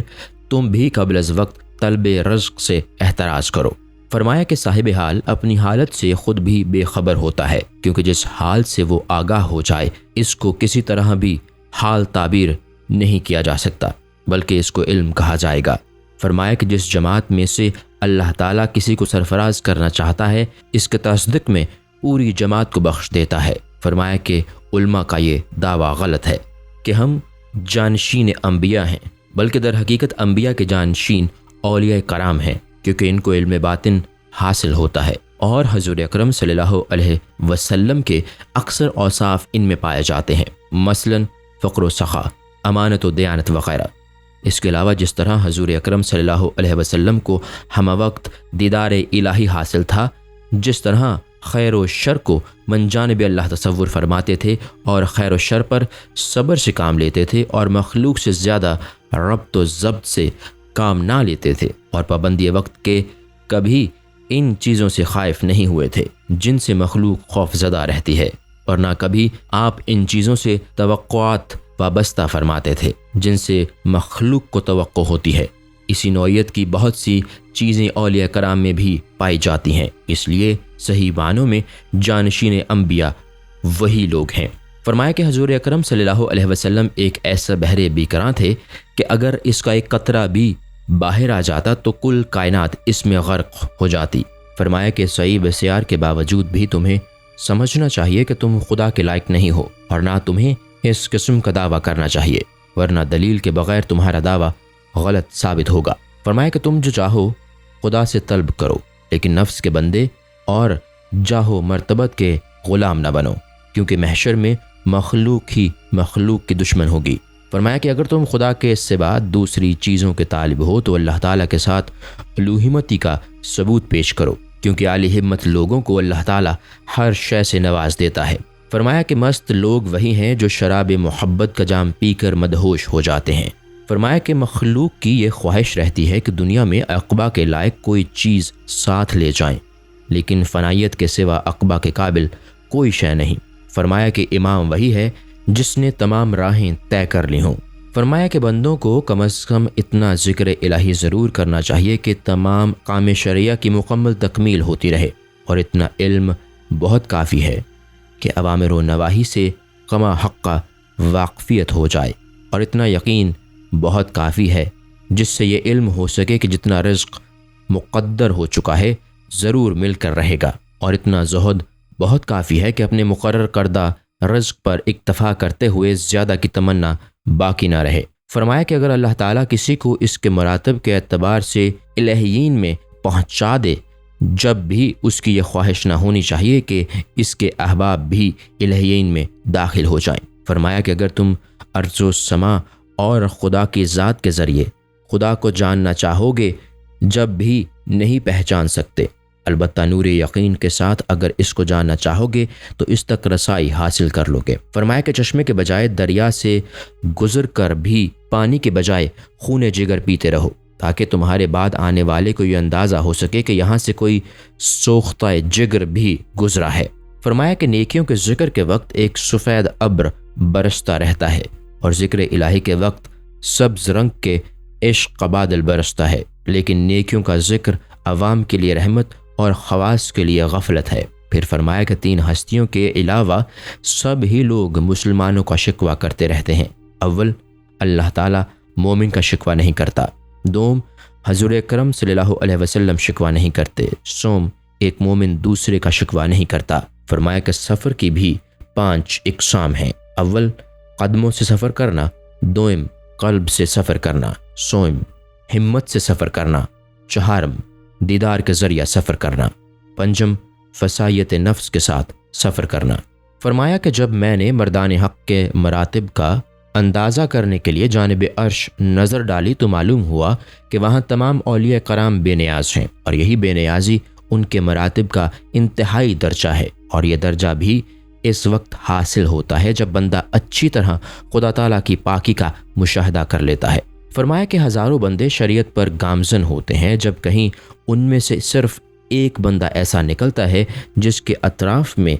شریعت بھی گردش کرنے لگتی ہے۔ فرمایا کہ اللہ تعالیٰ نے اولیاء کرام کے لیے 99 عالم تخلیق فرمائے ہیں، جن میں سے صرف ایک عالم کی وسعت مشرق سے مغرب تک اور عرش سے تحت الثری تک ہے۔ باقی 98 عالم کے احوال بیان کرنے کے لیے کسی میں لب کشائی کی طاقت نہیں۔ فرمایا کہ اہل اللہ کی مثال روز روشن کی طرح ہے، اور جس طرح دن کو آفتاب کی روشنی درکار ہوتی ہے، اولیاء کرام کو آفتاب کی ضرورت نہیں رہتی، اور جس طرح شب تاریک کو ماہ انجم کی روشنی درکار ہوتی ہے، اولیاء کرام اس سے بے نیاز ہوتے ہیں، کیونکہ وہ خود میں کامل سے زیادہ منور ہوتے ہیں۔ فرمایا کہ اس کے لیے راہوں کی طوالت ختم ہو جاتی ہے۔ فرمایا جس کو خدا راستہ دکھانا چاہتا ہے۔ فرمایا کہ خدا تعالیٰ صوفیہ کے قلوب کو نور کی بینائی عطا فرماتا ہے، اور اس بینائی میں اس وقت تک اضافہ ہوتا جاتا ہے جب تک وہ بینائی مکمل ذات الہی نہیں بن جاتی۔ فرمایا کہ اللہ تعالیٰ بندوں کو اپنی جانب مدعو کر کے جس پر چاہتا ہے اپنے فضل سے راہیں کشادہ کر دیتا ہے۔ فرمایا کہ بذریعہ معرفت کوئی ملاح اپنی کشتی کو غرقابی سے نہیں بچا سکتا۔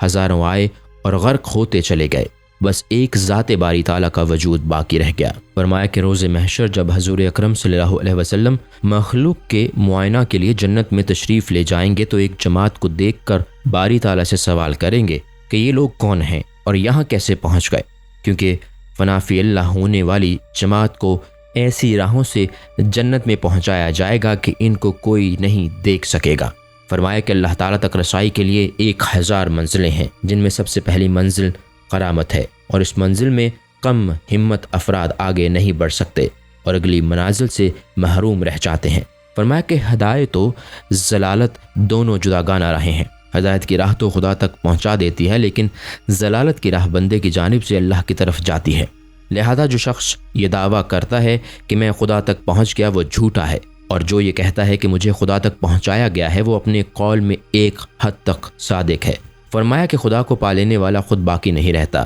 لیکن وہ کبھی فنا بھی نہیں ہوتا۔ فرمایا کہ اللہ تعالیٰ نے ایسے اہل مراتب بندے بھی پیدا کیے ہیں جن کے قلوب اس قدر وسیع ہیں کہ مشرق و مغرب کی وسعت بھی ان کے مقابلے میں ہیچ ہے۔ فرمایا کہ مردہ ہیں وہ قلوب جن میں خدا کے سوا کسی اور کی محبت جاگزی ہو، خواہ وہ کتنے ہی عبادت گزار نہ ہوں۔ پھر فرمایا کہ 3 چیزوں کا تحفظ بہت دشوار ہے۔ اول، مخلوق سے خدا کے رازوں کی حفاظت۔ دوم، مخلوق کی برائی سے زبان کی حفاظت۔ سوم، پاکیزگی عمل کی حفاظت۔ فرمایا کہ خدا اور بندے کے مابین سب سے بڑا حجاب نفس ہے، اور جس قدر نیک لوگ گزر گئے ان سب کو نفس سے شکایت رہی، حتیٰ کہ حضور اکرم صلی اللہ علیہ وسلم بھی نفس سے شاکی رہتے تھے۔ فرمایا کہ دین کو جتنا ضرر حریص عالم اور بے عمل زاہد سے پہنچتا ہے، اتنا نقصان ابلیس سے نہیں پہنچتا۔ فرمایا کہ سب سے افضل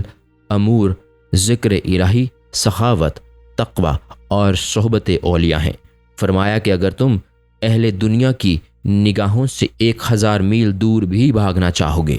تو یہ بھی بہت بڑی عبادت ہے، اور اس میں بہت سے مفاد مضمر ہیں۔ فرمایا کہ مومن کی زیارت کا ثواب 100 حج کے مساوی اور 1000 دینار صدقہ دینے سے بھی افضل ہے، اور جس کو کسی مومن کی زیارت نصیب ہو جائے اس پر خدا کی رحمت ہے۔ فرمایا کہ قبلے در حقیقت 5 ہیں: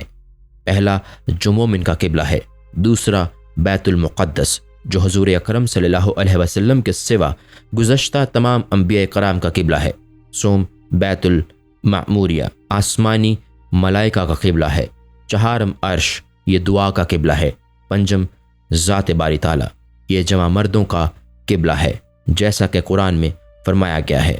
فَأَيْنَمَا تَوَلُّوا فَثَمَّ وَجْهُ اللَّهِ، یعنی جس طرف تم منہ پھیرو اسی طرف اللہ موجود ہے۔ پھر فرمایا کہ طالب جب راستہ میں 10 مقام پر زہر کھا چکتا ہے تب کہیں 11ویں جگہ شکر نصیب ہوتی ہے، یعنی ابتداً طالبین خدا کو بے حد تکالیف و اذیتوں کا مقابلہ کرنا پڑتا ہے، پھر کہیں قرب الہی میسر آتا ہے، اور جب تک اللہ تعالیٰ تمہیں مکمل طور پر جستجو کی توفیق عطا نہ فرما دے اس وقت تک جستجو سے احتراز کرو، کیونکہ توفیق الہی کے بغیر اگر کوئی عمر بھر بھی اس کی جستجو کرتا رہے جب بھی نہیں پا سکتا۔ پھر فرمایا کہ نفع بخش علم وہی ہے جس پر عمل کیا جائے، اور بہتر عمل وہ ہے جو فرض کر دیا گیا۔ فرمایا کہ دانش مند لوگ نور قلبی کے ذریعہ خدا کا مشاہدہ کرتے ہیں، اور دوست نور یقین سے دیکھتے ہیں، اور جمع مرد نور معائنہ سے مشاہدہ کرتے ہیں۔ اور جب لوگوں نے پوچھا کہ آپ نے خدا کو کہاں دیکھا تو فرمایا کہ جس مقام پر میں خود کو نہیں دیکھتا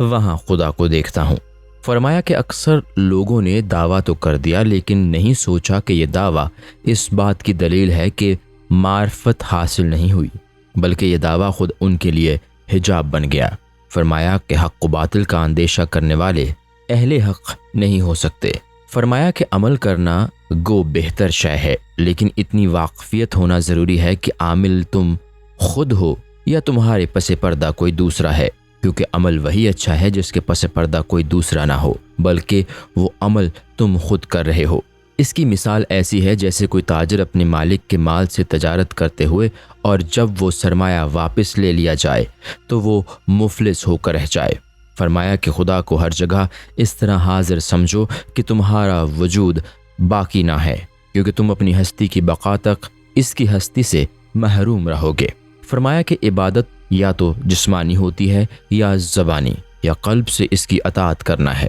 پھر فرمایا کہ معرفت الہی ظاہری عبادت و لباس سے حاصل نہیں ہوتی، اور جو لوگ اس کے مدعی ہیں کہ معرفت عبادت و لباس سے حاصل ہو جاتی ہے وہ آزمائش میں مبتلا ہیں۔ فرمایا کہ نفس کی خواہش ایک پوری کرنے والا راہ مولا میں ہزارہا تکالیف برداشت کرتا ہے۔ فرمایا کہ مخلوق میں تقسیم رزق کے وقت خدا نے جوان مردوں کو غم و اندو عطا کیا اور انہوں نے قبول کر لیا۔ فرمایا کہ اولیاء کرام مخلوق سے متنفر ہو کر راہ مولا میں مگن رہتے ہیں اور اپنا حال کبھی مخلوق پر ظاہر نہیں ہونے دیتے، اور جب اہل دنیا کے مراتب کو پہچان کر شہرت دیتے ہیں تو ان کا عیش بے نمک کھانے جیسا ہوتا ہے۔ فرمایا کہ اللہ تعالیٰ ہر فرد کو یہ عطا فرما دے کہ اپنے اعمال کو پس پشت ڈال کر صدق دلی سے ذکر الہی میں مشغول ہو جائے۔ فرمایا کہ مقدرات پر شاکر رہنا 1000 مقبول عبادات سے افضل ہے۔ فرمایا کہ اگر اللہ تعالیٰ کے بحر کرم کا ایک قطرہ بھی کسی پر ٹپک جائے تو دنیا میں نہ تو کسی شے کی خواہش باقی رہے، نہ کسی سے بات کرنے کو دل چاہے، اور نہ کسی کو بات سننا گوارا ہو۔ فرمایا کہ دنیا میں کسی سے معاندت کرنا سب سے بدتر شے ہے۔ فرمایا کہ صوم و صلات گو افضل اعمال ہیں، لیکن غرور و تکبر قلب سے نکال دینا اس سے بھی بہتر عمل ہے۔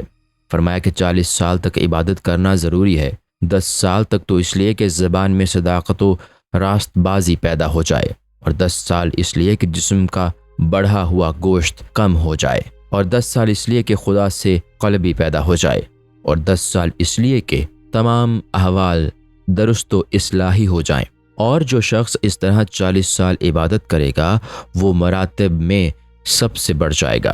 فرمایا کہ دنیا میں مخلوق سے نرمی اختیار کرو اور مکمل آداب کے ساتھ اتباع سنت کرتے رہو، اور خدا تعالیٰ کے ساتھ پاکیزگی کی زندگی بسر کرو، کیونکہ وہ خود بھی پاک ہے اور اس لیے پاکیزہ لوگوں کو محبوب رکھتا ہے، اور یہ راستہ مستوں اور دیوانوں کا راستہ ہے۔ فرمایا کہ موت سے قبل 3 چیزیں حاصل کر لو، اول یہ کہ حب الہی میں اس قدر گریہ ازاری کرو کہ آنکھوں سے آنسو کے بجائے لہو جاری ہو جائے۔ دوم یہ کہ خدا سے اس قدر خائف رہو کہ پیشاب کی جگہ خون آنے لگے۔ سوم اس کے احکام کی بجا آوری کے ساتھ عبادت میں اس طرح شب بیداری کرو کہ تمام جسم پگھل جائے۔ فرمایا کہ خدا کو اس انداز سے یاد کرو کہ پھر دوبارہ یاد نہ کرنا پڑے، یعنی اس کو کسی وقت بھی فراموش نہ کرو۔ فرمایا کہ ایک مرتبہ اللہ کہنے سے اس طرح زبان جل جاتی ہے کہ دوبارہ اللہ نہیں کہہ سکتا، اور جب اس کو دوبارہ اللہ کہتے سنو تو سمجھ لو کہ وہ خدا کی تعریف ہے جو اس زبان پر جاری ہے۔ فرمایا کہ اگر تمہارے قلب میں یاد الہی باقی ہے تو تمہیں دنیا کی کوئی شے ضرر نہیں پہنچا سکتی، اور اگر تمہارے قلب میں خدا کی یاد باقی نہیں ہے تو لباس فاخرہ بھی سود مند نہیں ہو سکتا۔ پھر فرمایا کہ خدا کے ہمراہ مشاہدہ کرنے کا نام بقا ہے۔ فرمایا کہ جس کو مخلوق میں تم مرد تصور کرتے ہو وہ خدا کے روبرو نامرد ہے، اور جو مخلوق کی نظروں میں نامرد ہے وہ خدا کے سامنے مرد ہے۔ فرمایا کہ خدا نے اپنے کرم سے تو مخلوق کو آگاہ فرما دیا، اگر اپنی ذات سے آگاہ کر دیتا تو لا الہ الا اللہ کہنے والا کوئی نہ ہوتا، یعنی ذات الہی کی واقفیت کے بعد بندے بہرے تخیر میں اس طرح غرق ہو جاتے ہیں کہ کلمہ بھی یاد نہ رہتا۔ فرمایا کہ ایسے لوگوں کی صحبت اختیار کرو جو آتش محبت سے خاکستر ہو چکے ہوں اور بحر غم میں غرق ہوں۔ فرمایا کہ درویش وہی ہے جس میں حرکت و سکون باقی نہ رہے اور نہ مروت و غم سے بہراور ہو۔ فرمایا کہ لوگ صرف صبح و شام عبادت کرنے ہی سے خدا کے جستجو کا دعویٰ کر بیٹھتے ہیں، حقیقت میں اس کی جستجو کرنے والے وہ ہیں جو ہر لمحہ اس کی تلاش میں رہیں۔ فرمایا کہ اس طرح سقوط اختیار کرو کہ سوائے اللہ کے اور کچھ منہ سے نہ نکلے، اور قلب میں سوائے فکر الہی کے اور کوئی فکر باقی نہ رہے، اور تمام امور دنیاوی سے کنارہ کش ہو کر اپنے اعضاء کو خدا کی جانب متوجہ رکھو تاکہ تمہارا ہر معاملہ مبنی بر اخلاص ہو اور اس کی عبادت کے سوا کسی کی عبادت نہ کرو۔ فرمایا کہ اولیاء کے قلوب مٹ جاتے ہیں، ان کے اجسام فنا ہو جاتے ہیں اور ان کی روحیں جل جاتی ہیں۔ فرمایا کہ خدا کی ایک لمحہ کی عبادت مخلوق کی عمر بھر کی عبادت سے افضل ہے۔ فرمایا کہ اعمال کی مثال شیر جیسی ہے، اور جب بندہ اپنا قدم شیر کی گردن پر رکھتا ہے تو وہ شیر لومڑی کی طرح ہو جاتا ہے، یعنی جب عمل پر قابو پا لیا جائے تو عمل آسان ہو جاتا ہے۔ فرمایا کہ بزرگوں کا یہ قول ہے کہ جو مرید عمل کے بل پر عمل کرتا ہے اس کے لیے عمل سود مند نہیں ہوتا۔ فرمایا کہ جنت میں داخلہ کی راہ قریب ہے لیکن واصل اللہ ہونے کی راہ دور ہے۔ فرمایا کہ دن میں 3000 مرتبہ مر کر زندہ ہونا چاہیے۔ پھر فرمایا ممکن ہے کہ ایسی حیات جادواں حاصل ہو جائے جس کے بعد موت نہ آئے۔ فرمایا کہ جب تم راہ خدا میں اپنی ہستی کو فنا کر لوگے تب تمہیں ایسی ہستی مل جائے گی جو فنا ہونے والی نہیں۔ فرمایا کہ من جانب اللہ بندے کے لیے ایک ایسا راستہ ہے جس سے معرفت و شہادت نصیب ہوتی ہے، اور اسی راستہ سے اللہ تعالیٰ خود کو بندے پر ظاہر کر دیتا ہے، اور یہ ایسا مرتبہ ہے جس کا اظہار الفاظ میں ممکن نہیں۔ فرمایا کہ اللہ تعالیٰ اپنے کرم اپنے دوستوں کے لیے محفوظ رکھتا ہے اور امن و راحت اپنے معصیت کار بندوں کے لیے وقف کر دیتا ہے۔ فرمایا کہ اللہ تعالیٰ کی دوستی اس لیے ضروری ہے کہ جب مسافر اس مقام پر پہنچتا ہے جہاں اس کا دوست موجود ہو تو وہ راہ کی تمام تکالیف بھول جاتا ہے اور اس کے قلب کو تقویت حاصل رہتی ہے۔ لہٰذا جب تم قیامت میں اس طرح مسافر بن کے پہنچو گے جہاں خدا تعالیٰ تمہارا دوست ہوگا تو تمہیں مسرت حاصل ہوگی۔ فرمایا کہ جو لوگ مخلوق کے ساتھ شفقت سے پیش نہیں آتے ان کے قلوب میں مخلوق کی روشنی کی گنجائش باقی نہیں رہتی، اور جو لوگ اپنی حیات کو امور خداوندی میں صرف نہیں کرتے ان کی آسانی کے ساتھ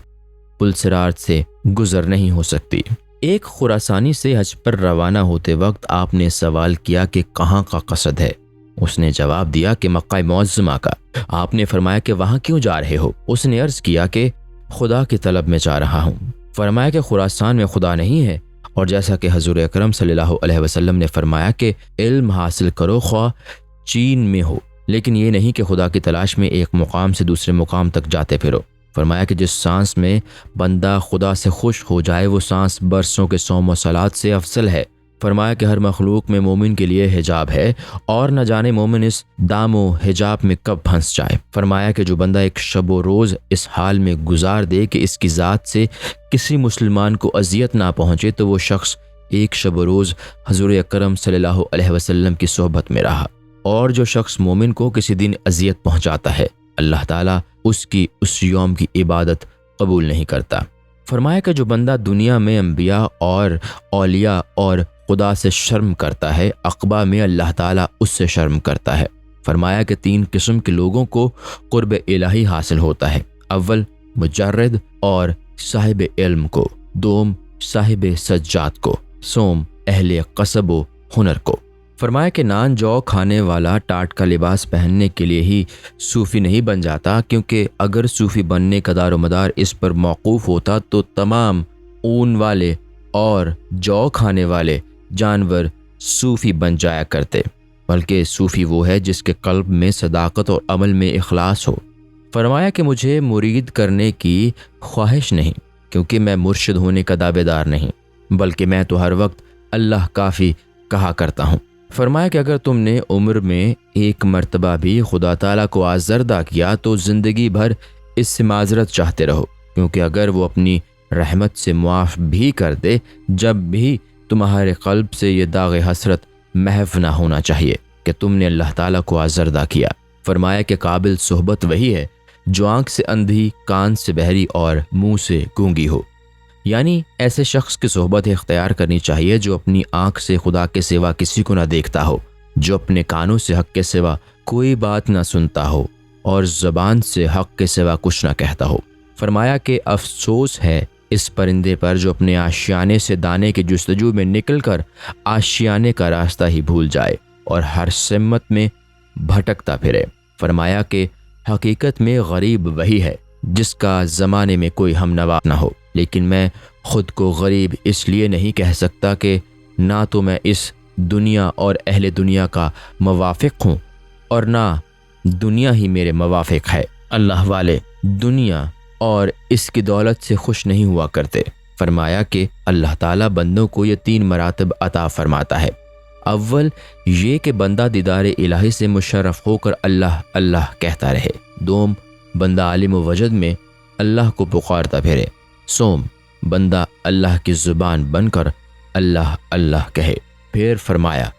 کہ بندہ 4 چیزوں کے ساتھ خدا سے پیش آتا ہے، اول جسمانی طور پر، دوم قلبی اعتبار سے، سوم زبان کے ذریعہ، چہارم مال کے لحاظ سے۔ لیکن اگر بندہ صرف جسمانی طور پر خدا کی اطاعت اور زبان سے اس کا ذکر کرتا رہے تو اس کے لیے بے سود ہوگا، کیونکہ قلب کو اس کے سپرد کرنا اور مال کو اس کی راہ میں خرچ کرنا بہت ضروری ہے، اور جب ان 4 چیزوں کو اس کی راہ میں صرف کرے تو یہ 4 چیزیں خدا سے طلب کرے: محبت، ہیبت، خدا کے ساتھ زندگی گزارنا،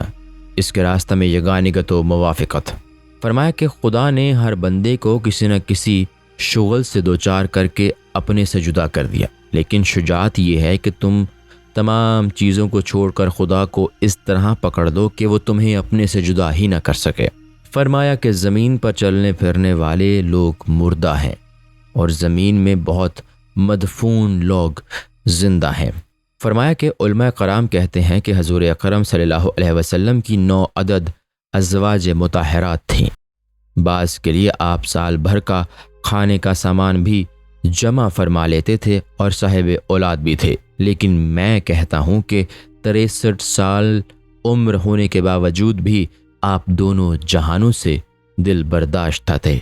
یعنی آپ کے نزدیک سب مردہ تھے اور جو کچھ آپ ذخیرہ اندوزی فرماتے تھے وہ بھی اللہ ہی کے حکم سے فرمایا کہ جس کا قلب شوق آتش الہی سے جل جاتا ہے اس کو محبت اٹھا کر لے جاتی ہے اور اس سے ارض و سما کو لبریز کر دیتی ہے۔ لہٰذا اگر تم یہ چاہتے ہو کہ دیکھنے، سننے اور چکھنے والے بن جاؤ تو وہاں حاضر رہو، لیکن وہاں حضوری کے لیے تجرد اور جوان مردی کی ضرورت ہے۔ فرمایا کہ عبادت و معصیت کو چھوڑ کر بحر کرم اور دریائے بے نیازی میں اس طرح غوطہ لگاؤ کہ خود نیست کر کے اس کی ہستی میں ابھرو۔ فرمایا کہ دریائے غیب میں مخلوق کا ایمان گھاس پھوس کی طرح کوئی اہمیت نہیں رکھتا، کیونکہ ہوا اس کو ساحل پر پھینک دیتی ہے۔ فرمایا کہ علماء علم کو، عابدین عبادت کو، زاہدین زہد کو معرفت الہی کا ذریعہ تصور کر کے اس کے سامنے پیش کرتے ہیں، لیکن وہ اس لیے بے سود ہوتا ہے کہ قرب الہی کا ذریعہ صرف پاکیزگی ہے، اور وہ پاک بے نیاز پاکی ہی کو پسند فرماتا ہے۔ فرمایا کہ جس کی زندگی خدا کے ساتھ وابستہ نہیں ہوتی وہ اپنے نفس اور قلب و روح پر قدرت نہیں رکھ سکتا۔ فرمایا کہ اگر فانی اور باقی کا مشاہدہ کرنا چاہتے ہو تو جس طرح بندہ فانی خدا کو پہچان لیتا ہے، اس طرح قیامت میں اس کے نور سے اس کا مشاہدہ کرے گا اور نور بقا کے ذریعہ نور خدا کو دیکھ لے گا۔ پھر فرمایا کہ اولیاء کرام صرف خدا کے محرم ہی کو دیکھتے ہیں، جس طرح تمہاری اہلیہ کو کوئی غیر محرم نہیں دیکھ سکتا۔ فرمایا کہ مرید اپنے مرشد کی جس قدر خدمت کرتا ہے اس قدر اس کے مراتب بڑھتے چلے جاتے ہیں۔ فرمایا کہ لوگ تو دریا میں مچھلی پکڑتے ہیں لیکن اللہ والے خشکی میں مچھلی پکڑتے ہیں، اور لوگ تو خشکی میں سوتے ہیں لیکن اہل اللہ دریا میں آرام کرتے ہیں۔ فرمایا کہ دنیا میں 1000 تمناؤں کو قربان کر دینے کے بعد آخرت میں صرف ایک تمنا پوری ہوتی ہے، اور 1000 تلخ گھونٹ زہر پی لینے کے بعد شربت کا ایک گھونٹ نصیب ہوتا ہے۔ فرمایا کہ ہزاروں سردار قبروں میں جا سوئے لیکن دین کی سرداری کے قابل ایک بھی نہ بن سکا۔ فرمایا کہ فنا و بقا اور مشاہدہ و پاکیزگی موت میں پنہاں ہیں، کیونکہ ظہور الہی کے بعد سوائے اس کے کچھ بھی باقی نہیں رہتا۔ فرمایا کہ مخلوق سے وابستگی میں بشریت سے گزر کر تمام غم و علام فنا ہو جاتے ہیں۔ فرمایا کہ پابند صوم و صلات مخلوق سے قریب ہوتا ہے۔ فرمایا کہ معرفت سے حقیقت تک 1000 منازل ہیں، اور حقیقت سے ان حقیقت تک 1000 ایسے مقامات ہیں کہ ہر مقام پر گزرنے کے لیے عمر نوح اور صفائے قلب محمدی کی ضرورت ہے۔ فرمایا کہ قلب بھی 3 طرح کے ہوتے ہیں۔ اول قلب فانی جو فقر کا مسکن ہے، دوم طالب نعمت قلب جو امارات کی آماج گاہ ہے، سوم قلب باقی جو اللہ تعالیٰ کی قیام گاہ ہے۔ پھر فرمایا کہ عبادت گزار تو بہت سے ہیں لیکن عبادت کو دنیا سے ساتھ لے جانے والے بہت قلیل ہیں، اور ان سے بھی قلیل وہ ہیں جو عبادت کر کے خدا کے حوالے کر دیتے ہیں۔ لیکن شجاعت یہی ہے کہ انتقال کے وقت دنیاوی عبادت کو اپنے ہمراہ لے جائے۔ فرمایا کہ بحر عشق میں مخلوق کا گزر نہیں، اور ایک ایسی درآمد برآمد بھی ہے جس میں بندے کے علم و کمال کا گزر نہیں۔ فرمایا کہ ناعاقب اندیش ہیں وہ لوگ جو خدا کو دلیل کے ذریعہ شناخت کرنا چاہتے ہیں، جبکہ صرف اس کو اسی کے کرم سے بے دلیل پہچاننے کی ضرورت ہے، کیونکہ اس کی معرفت کے لیے تمام دلائل بے سود ہیں۔ فرمایا کہ اشاق خدا کو پا لینے کے بعد خود گم ہو جاتے ہیں۔ فرمایا کہ لوح محفوظ کا نوشتہ صرف مخلوق کے لیے ہے، اور اس کا تعلق اہل اللہ سے نہیں ہے، کیونکہ اللہ تعالیٰ اہل اللہ کو وہ چیزیں عطا فرماتا ہے جو لوح محفوظ میں نہیں۔ فرمایا کہ دنیا میں غم و آلام برداشت کرتے رہو، ممکن ہے کہ اس کے صلہ میں آخرت حاصل ہو جائے، اور دنیا میں گریہ وزاری کرتے رہو تاکہ آخرت میں مسکرا سکو، اور وہاں تمہیں مخاطب کر کے فرمایا جائے گا کیونکہ تم دنیا میں روتے رہے، اس لیے آج تمہیں دائمی مسرت عطا کی جائے گی۔ فرمایا کہ تمام انبیاء اولیاء دنیا کے اندر اس غم میں مبتلا رہے کہ کاش اللہ تعالیٰ کو جان سکتے، لیکن خدا کو جاننے کا جو حق ہے اس طرح نہیں جان سکے۔ فرمایا کہ محبت کی انتہا یہ ہے کہ اگر کائنات کے تمام سمندروں کا پانی بھی محبت کرنے والے کے حلق میں انڈیل دیا جائے، جب بھی اس کی تشنگی رفع نہ ہو سکے اور مزید کی خواہش باقی رہے، اور خدا سے منقطع ہو کر اپنی کرامات پر تکبر نہ کرے۔ فرمایا کہ شجاعت تو یہ ہے کہ اگر اللہ تعالیٰ کسی کو ایک کرامت اور اس کے مومن بھائی کو 1000 کرامتیں عطا فرما دے، جب بھی وہ اپنی ایک کرامت کو جذبہ ایثار کے تحت اپنے بھائی کی نظر کر دے۔ ایک مرتبہ لوگوں نے آپ سے سوال کیا کہ آپ کو موت سے ڈر نہیں لگتا؟ فرمایا کہ مردے موت سے ڈرا نہیں کرتے۔ کیونکہ اللہ کی ہر وہ وعید جو بندوں کے لیے فرمائی گئی ہے میرے غم کے سامنے کوئی حیثیت نہیں رکھتی، اور ہر وہ وعدہ جو مخلوق سے آسائش و آرام کا کیا گیا ہے میری امید کے مقابلے میں بے حقیقت ہے۔ اور اگر تم سے یہ سوال کیا جائے کہ ابو الحسن سے جو فیض تمہیں حاصل ہوا اس کے صلہ میں کیا چاہتے ہو تو تم کیا صلہ طلب کرو گے؟ اس پر ہر فرد نے اپنی خواہشات کے مطابق جواب دیا، لیکن آپ نے فرمایا کہ اگر مجھ سے یہ سوال کیا جائے تو کہ تم محبت مخلوق کے صلہ میں کیا معاوضہ چاہتے ہو تو میں جواب دوں گا کہ میں ان سب کو چاہتا ہوں۔ مشہور ہے کہ آپ نے کسی دانشور سے سوال کیا کہ تم خدا کو دوست رکھتے ہو یا اللہ تمہیں دوست رکھتا ہے؟ اس نے جواب دیا کہ میں خدا کو دوست رکھتا ہوں۔ آپ نے فرمایا کہ اگر ایسا ہے تو اس کی معیت اختیار کیوں نہیں کرتے؟ اس لیے کہ دوست کی صحبت میں رہنا ضروری ہے۔ ایک مرتبہ آپ نے اپنے شاگرد سے پوچھا کہ سب سے اچھی چیز کون سی ہے؟ اس نے جواب دیا کہ مجھے علم نہیں۔ آپ نے فرمایا کہ تم جیسے بے علم کو تو بہت زیادہ خوف زدہ رہنا چاہیے۔ تمہیں معلوم ہونا چاہیے کہ سب سے زیادہ بہتر شے وہ ہے جس میں کوئی برائی نہ ہو۔ مشہور ہے کہ جب لوگوں نے آپ سے یہ عرض کیا کہ حضرت جنید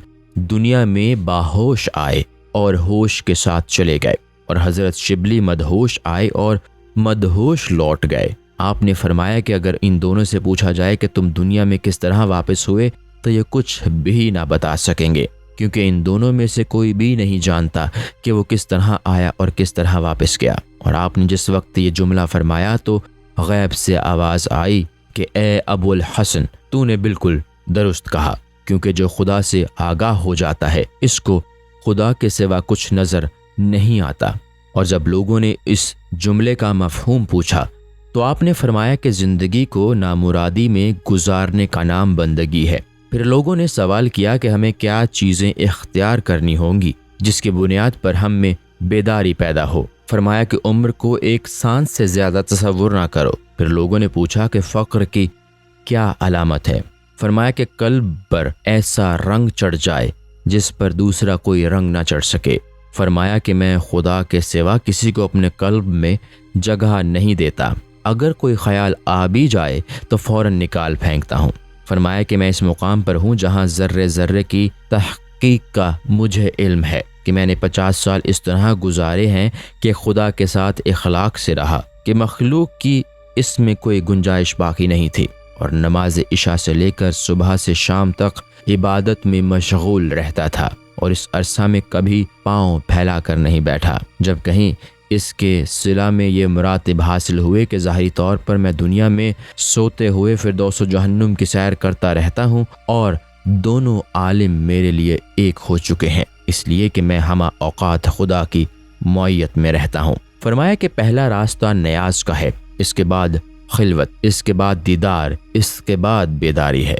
فرمایا کہ میں ظہر سے عصر تک 50 رکعتیں پڑھا کرتا تھا، لیکن بیداری کے بعد ان سب کی قضا کرنی پڑتی۔ فرمایا کہ میں 40 سال سے خورد و نوش کا کوئی انتظام نہیں کرتا، صرف مہمان کے کھانے کا انتظام کر لیتا ہوں، اور اسی کے طفیل میں خود بھی کھا لیتا ہوں۔ فرمایا کہ امکانی حد تک مہمان نوازی کرتے رہو، کیونکہ اگر مہمان کو 2 جہانوں کی نعمتوں کا لقمہ بنا کر بھی کھلا دو گے، جب بھی حق کی مہمان نوازی ادا نہیں ہو سکتا۔ فرمایا کہ کسی مرد حق کی زیارت کے لیے مشرق سے مغرب تک سفر کرنے کی صحبتوں کا اجر اس کی زیارت سے کم ہے۔ فرمایا کہ 40 سال سے میرا نفس ایک گھونٹ سرد پانی کا خواہش مند ہے، لیکن میں نے محروم رکھا ہے۔ فرمایا کہ میں نے 70 سال خدا کی معیت میں اس طرح گزارے ہیں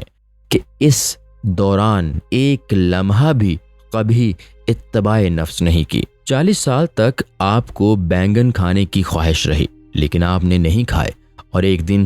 والدہ کے اصرار پر کھائے تو اسی رات کسی نے آپ کے صاحبزادے کو قتل کر کے چوکھٹ پر ڈال دیا۔ اور جب آپ کو علم ہوا تو اپنی والدہ سے فرمایا کہ میں نے منع کیا تھا کہ میرا معاملہ خدا کے ساتھ ہے۔ اب آپ نے اپنے اصرار کا نتیجہ دیکھ لیا۔ جب لوگوں نے آپ سے سوال کیا کہ آپ کی اور دوسری مسجدوں میں کیا فرق ہے، فرمایا کہ شرعی حیثیت تو تمام مساجد کی ایک ہی ہے، لیکن میری مسجد کا قصہ طولانی ہے، کیونکہ میں نے دیکھا ہے دوسری مساجد سے ایک نور نکل کر صرف آسمان تک جاتا ہے، لیکن میری مسجد کا قبہ اس کے کرم کے نور سے منور ہو کر آسمان سے بھی آگے نکل جاتا ہے۔ اور جب اس مسجد کی تکمیل کے بعد میں اس میں جا کر بیٹھا تو ملائکہ نے یہاں آ کر ایک سبز پرچم نصب کر دیا جس کا ایک سرا عرش سے ملحق تھا، اور آج تک وہ پرچم اسی طرح قائم ہے اور تا حشر قائم رہے گا۔ پھر ایک دن میں نے یہ غیبی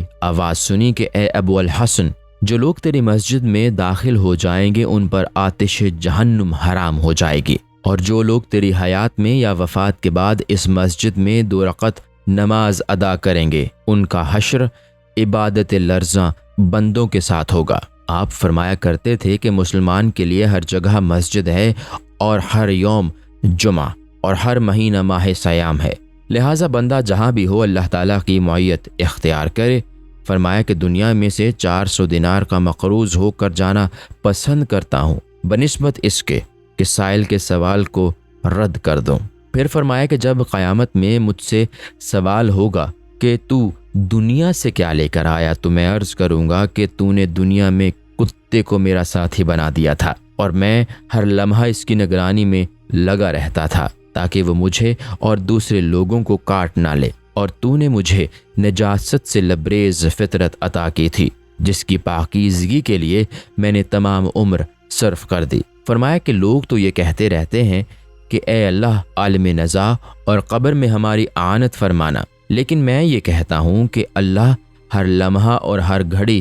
ہماری اعانت فرما اور میری فریاد رسی کر۔ فرمایا کہ ایک مرتبہ میں نے خواب میں خدا تعالیٰ سے عرض کیا کہ میں نے محبت میں 60 سال گزار دیے اور آج تک تیری امید سے وابستہ ہوں۔ اس پر جواب ملا کہ تو صرف 60 ہی سال سے ہماری محبت میں گرفتار ہے اور ہم تجھ کو ازل سے اپنا دوست بنائے ہوئے ہیں۔ فرمایا کہ ایک شب خواب میں مجھ سے اللہ تعالیٰ نے فرمایا کہ کیا یہ چاہتا ہے کہ میں تیرا بن جاؤں؟ میں نے عرض کیا نہیں۔ پھر سوال کیا کہ تیری یہ تمنا ہے تو میرا ہو جائے؟ میں نے کہا نہیں۔ پھر ارشاد ہوا کہ تمام گزشتہ لوگوں کو یہ تمنا رہی کہ میں ان کا ہو جاؤں، پھر آخر تجھے یہ تمنا کیوں نہیں؟ میں نے عرض کیا کہ اے اللہ، جو اختیارات تو مجھ کو عطا فرمانا چاہتا ہے اس میں بھی تیری کوئی مصلحت یقیناً ہوگی، کیونکہ تو بھی دوسروں کی مرضی کے مطابق کام نہیں کرتا۔ فرمایا کہ جب میں نے اللہ تعالیٰ سے عرض کیا کہ مجھے میرا اصلی روپ دکھا دے، میں نے دیکھا کہ میں ٹاٹ کے لباس میں ملبوس ہوں، اور جب میں نے غور سے دیکھ لینے کے بعد پوچھا کہ کیا میرا اصلی روپ یہی ہے، تو فرمایا گیا کہ ہاں تیری اصلی حیت یہی ہے۔ پھر جب میں نے پوچھا کہ میری ارادت و صحبت اور خشوع و خضوع کہاں چلے گی، تو فرمایا کہ وہ تو سب ہمارا تھا، تیری اصلی حقیقت تو یہی ہے۔ وفات کے وقت آپ نے فرمایا کہ کاش میرا قلب چیر کر مخلوق کو دکھایا جاتا، ان کو یہ معلوم ہو جاتا کہ خدا کے ساتھ بت پرستی درست نہیں۔ پھر لوگوں کو وصیت فرمائی کہ مجھے زمین سے 30 گز نیچے دفن کرنا، کیونکہ یہ سرزمین بستام کی سرزمین سے زیادہ بلند ہے، اور یہ سوائے ادبی کی بات ہے کہ میرا مزار حضرت جنید بستامی کے مزار سے اونچا ہو جائے۔ چنانچہ اس وصیت پر عمل کیا گیا، لیکن آپ کی وفات سے دوسرے ہی دن ایک بجلی چمکی اور لوگوں نے دیکھا کہ ایک سفید پتھر آپ کے مزار پر رکھا ہوا ہے، اور قریب ہی میں شیر کے قدموں کے نشان ہیں، جس سے یہ اندازہ کیا گیا کہ یہ پتھر شیر ہی نے لا کر رکھا ہے۔ اور بعض لوگ کہتے ہیں کہ آپ کے مزار کے اطراف میں شیر کو گھومتے ہوئے بھی دیکھا گیا، لیکن زبان زد خلق کے عام یہی ہے کہ آپ کے مزار کو تھام کر جو دعا مانگی جائے وہ ضرور قبول ہوگی، اور بہت سے تجربات بھی اس کے شاہد ہیں۔ بعض لوگوں نے خواب میں دیکھ کر آپ سے سوال کیا کہ خدا نے آپ کے ساتھ کیسا سلوک فرمایا؟ فرمایا کہ میرا اعمال نامہ میرے ہاتھ میں دے دیا گیا، جس پر میں نے عرض کیا کہ تو مجھے اعمال نامے میں کیوں الجھانا چاہتا ہے، جبکہ میرے اعمال سے قبل ہی تو مجھ سے بخوبی واقف تھا کہ مجھ سے کس قسم کے اعمال سرزد ہو سکتے ہیں، لہٰذا میرا اعمال نامہ کرامن کاتبین کے حوالے کر کے مجھے اس جھنجھٹ سے نجات دے دے تاکہ میں ہر وقت تجھ سے ہم کلام رہ سکوں۔ حضرت محمد بن حسین فرماتے ہیں کہ ایک مرتبہ میں شدید بیمار ہوا تو میں خوف آخرت سے بہت ہی متاثر تھا، اسی دوران میں ایک دن آپ عیادت کے لیے تشریف لائے اور مجھے پریشان دیکھ کر فرمایا کہ کوئی بات نہیں، تم بہت جلد صحت یاب ہو جاؤ گے، لیکن میں نے عرض کیا کہ مجھے بیماری کا نہیں، موت کا خوف ہے۔ آپ نے فرمایا کہ موت سے خائف نہ ہونا چاہیے، کیونکہ اگر میں تم سے 20 سال قبل ہی مر جاؤں، جب بھی عالم نزا میں تمہارے پاس آ جاؤں گا، اس لیے تم موت سے مت خوف زدہ ہو۔ اس کے بعد مجھے صحت یابی ہو گئی، اور جب آپ کی وفات کے 20 سال بعد حضرت محمد بن حسین مرض الموت میں مبتلا ہوئے تو ان کے صاحبزادے کا بیان ہے کہ وہ نزعی کیفیت میں اس طرح کھڑے ہو گئے جیسے کوئی تعظیماً کھڑا ہو جاتا ہے۔ پھر وا علیکم السلام کہا، اور جب میں نے پوچھا کہ آپ کے سامنے کون ہے، فرمایا حضرت شیخ ابو الحسن خرقانی نے عالم جان قنی سے آنے کا وعدہ فرمایا تھا، لہٰذا وہ تشریف لے آئے ہیں، اور دوسرے بہت سے اولیاء کرام بھی آپ کے ہمراہ ہیں اور مجھ سے فرما رہے ہیں کہ موت سے نہ ڈرو۔ یہ کہتے ہی ان کا انتقال ہو گیا۔ آپ کی تاریخ وفات تذکرہ اولیاء کے بعض منسوخ نسخوں میں ان 2 شعروں میں ملتی ہے: بو الحسن آنقہ بود خرقانی، نہ شنیدم مثال اوسانی، شدہ تاریخ صاحب خرقان، بو الحسن زیب جائے عدن جنان۔ 426 ہجری۔